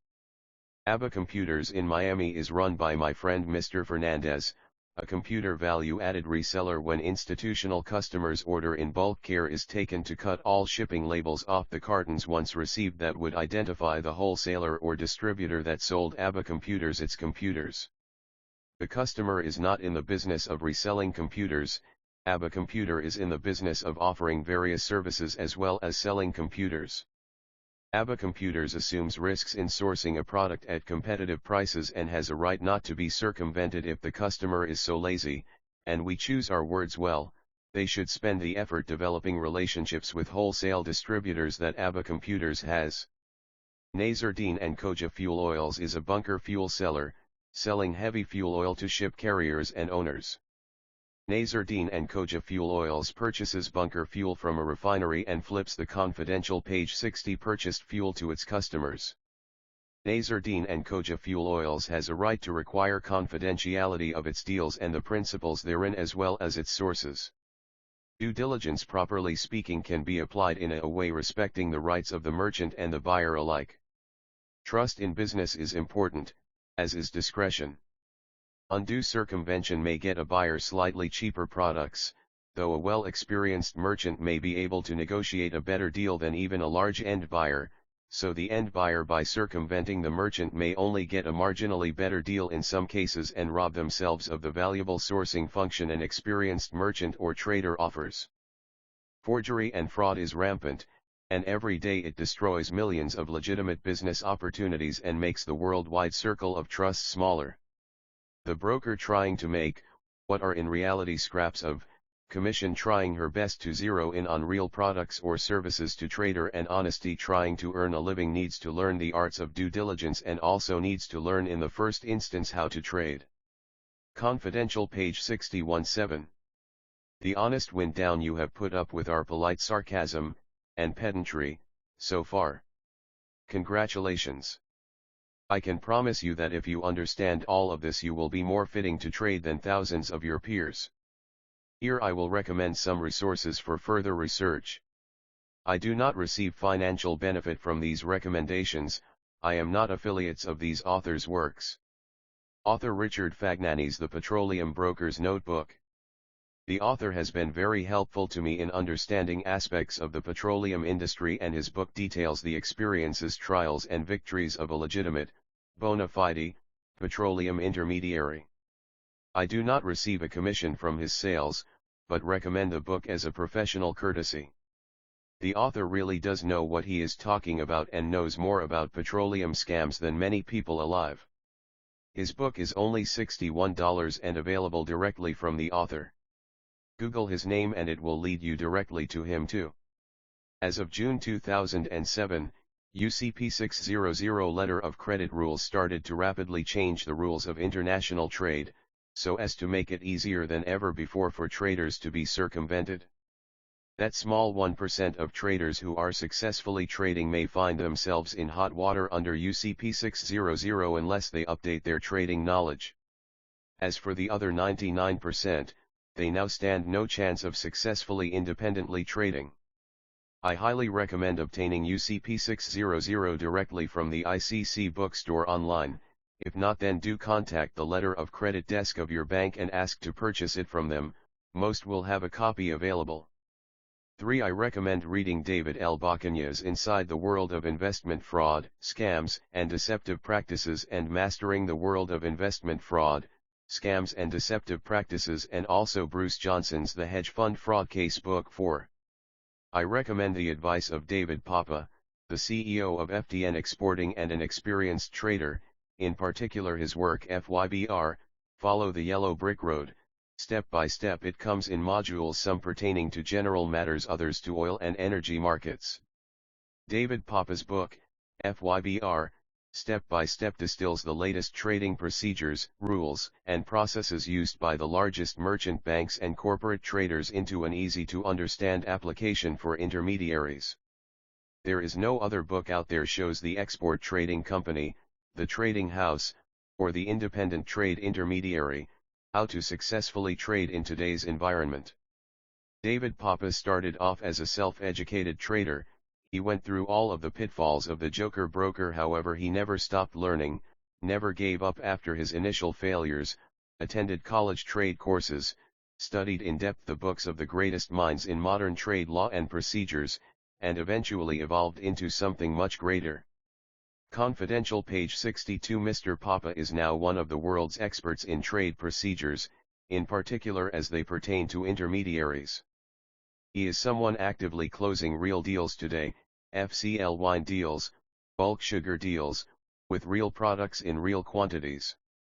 He is a man sourcing products directly from suppliers for resale to end buyers, not someone claiming to be selling 50 billion barrels of Rebco every month. FDN Exporting is well known on the internet. Its experts online advice column, if printed out, is almost 300 pages of free trading advice, and his course FYBR gives you the most up-to-date trading information. With the training and knowledge needed, you too can earn a living trading products worldwide, from a corporate office and cubicle or even from your bedroom home office. It is not a quick business, it is only for the patient, but the possibility of earning thousands or even millions on a single deal are still out there. If you understand this material, you will see how hard it is to find legitimate opportunities. However, when that one legitimate lifetime bulk deal lands on your lap, if you know how to close it, you may be able to now. You may no longer be one of the legions of stories of circumvention and fraud. Learn how to trade, and you can be one of the few able to net tens of thousands of dollars profits on a single deal. Again, it will not happen overnight, it may take months or even years, but real deals are out there. Whales exist for the savvy harpooner. Knowledge, common sense, and intellect separate the intelligent intermediary from the hapless joker broker. Be of the former category, not of the later. Invest in your education, and your modest investment will pay you 100-fold. As for this work, it is a work in progress and will be continually refined and revised. Subscribers will receive, gratis, such updates from time to time as they are available. Sincere regards, and good fortune, KJ Southall, February 2010. Confidential, page 63. Useful further resources. 1. David S. Papa's The World Is Yours 2, 2007. 2. David S. Papa's FYBR, Follow the Yellow Brick Road 2009 edition. 3. Distribution of Products AlExpertTSS.com. 4. Richard Fagnani's A Petroleum Broker's Notebook. 5. Telltale Consultants columns. Some articles require premium subscriptions. http://www.tolly.com/right/6. Jeffrey P. Graham's valuable essay Evaluating Trade Leads. 7. Clive M. Schmidhoff The Export Trade, The Law and Practice of International Trade. 9th ed. Stevens & Sons, London. For a historical perspective, earlier editions of Schmidhoff's Export Trade going back to 1948 are also recommended. 8. The VRI Message Forum. 9. The Due Diligence Message Forum, p066.ezboard.com. 10. Joe Wine's site www.joewine.net/419/Benin-import-scam.htm. 11. Scam Victims United, www.scamvictimsunited.com. 12.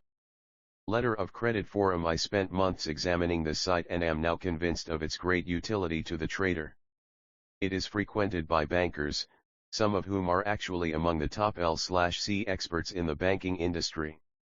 www.letterofcreditforum.com. 13.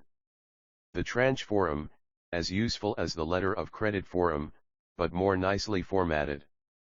Useful agencies Nigerian NAFDAC http://www.nafdacnigeria.org/tariffs.html Nigerian Economic and Financial Crimes Commission, EFCC, www.efccnigeria.org will assist non-Nigerians in recovering money lost to scams. Nigeria's NNPC fraud advice http://www.nnpcgroup.com/news/scamalert.htm Agencies registering companies, or able to verify company registrations. Duns & Bradstreet, www.dnb.com Most useful for USA and Canada firms. Duns & Bradstreet also list a vast number of international firms, particularly European. There are fees required to view certain reports, but the information there is priceless.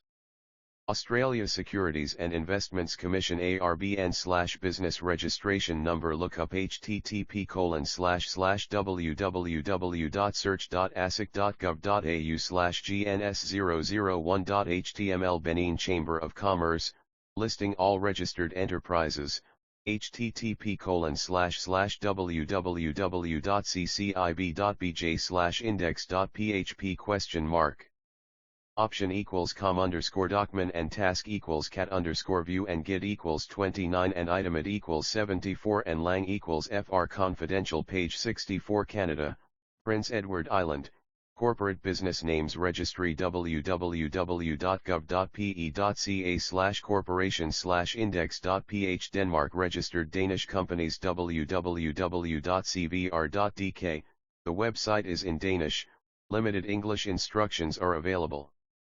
Basic registration information, and whether the company is involved in a lawsuit, are available. France http://www.infogreffe.fr/infogreffe/switchlocale.do $Lang N and CTY GB request a company's RCS number, siren number. You can verify the company's existence with this number at this website. Also request that your company send you their X-straight KBs or KBs.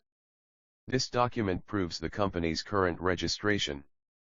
Finland, company registration and enterprise type http://www.ytj.fi/english/yrightshaku.aspx ? Path = 1704:1736:2052 and Kilikudi = 3 A commercial service in Finnish only provides some free information, such as financial histories, with more advanced reports and credit checks available. www.inoa.fi Italy, Registro Imprese. A privately owned management company providing basic information on any Italian company. www.infocamir.it Malaysia, Companies Commission of Malaysia https://product.ssminfo.com my/uni/finddrop.php Netherlands, handles NAM Agency www.kvk.nl United Kingdom, Companies House, web check wck2.companieshouse.gov.uk There is a separate Companies House for Wales and for Scotland. Scottish company numbers should have the term SC prefixed. See also www.direct.gov.uk/en/dl1/directories/index.htm to access all local and national governments in the UK to find the local government for the business address in question and inquire with them concerning licenses and permits the business has. Any serious company should be on record with the local government within their area. Additional EU advice, many European firms are required to have a VAT ID number. One can request that number for verification at confidential page 65 http://ec.europa.eu/taxation_custom/vise/en/vishome.htm. All EU firms doing business over €50,000/54,000 annually are required to have a sales tax VAT ID number. USA, Securities and Exchange Commission Edgar Database Corporate Financial Information for information on publicly traded firms only.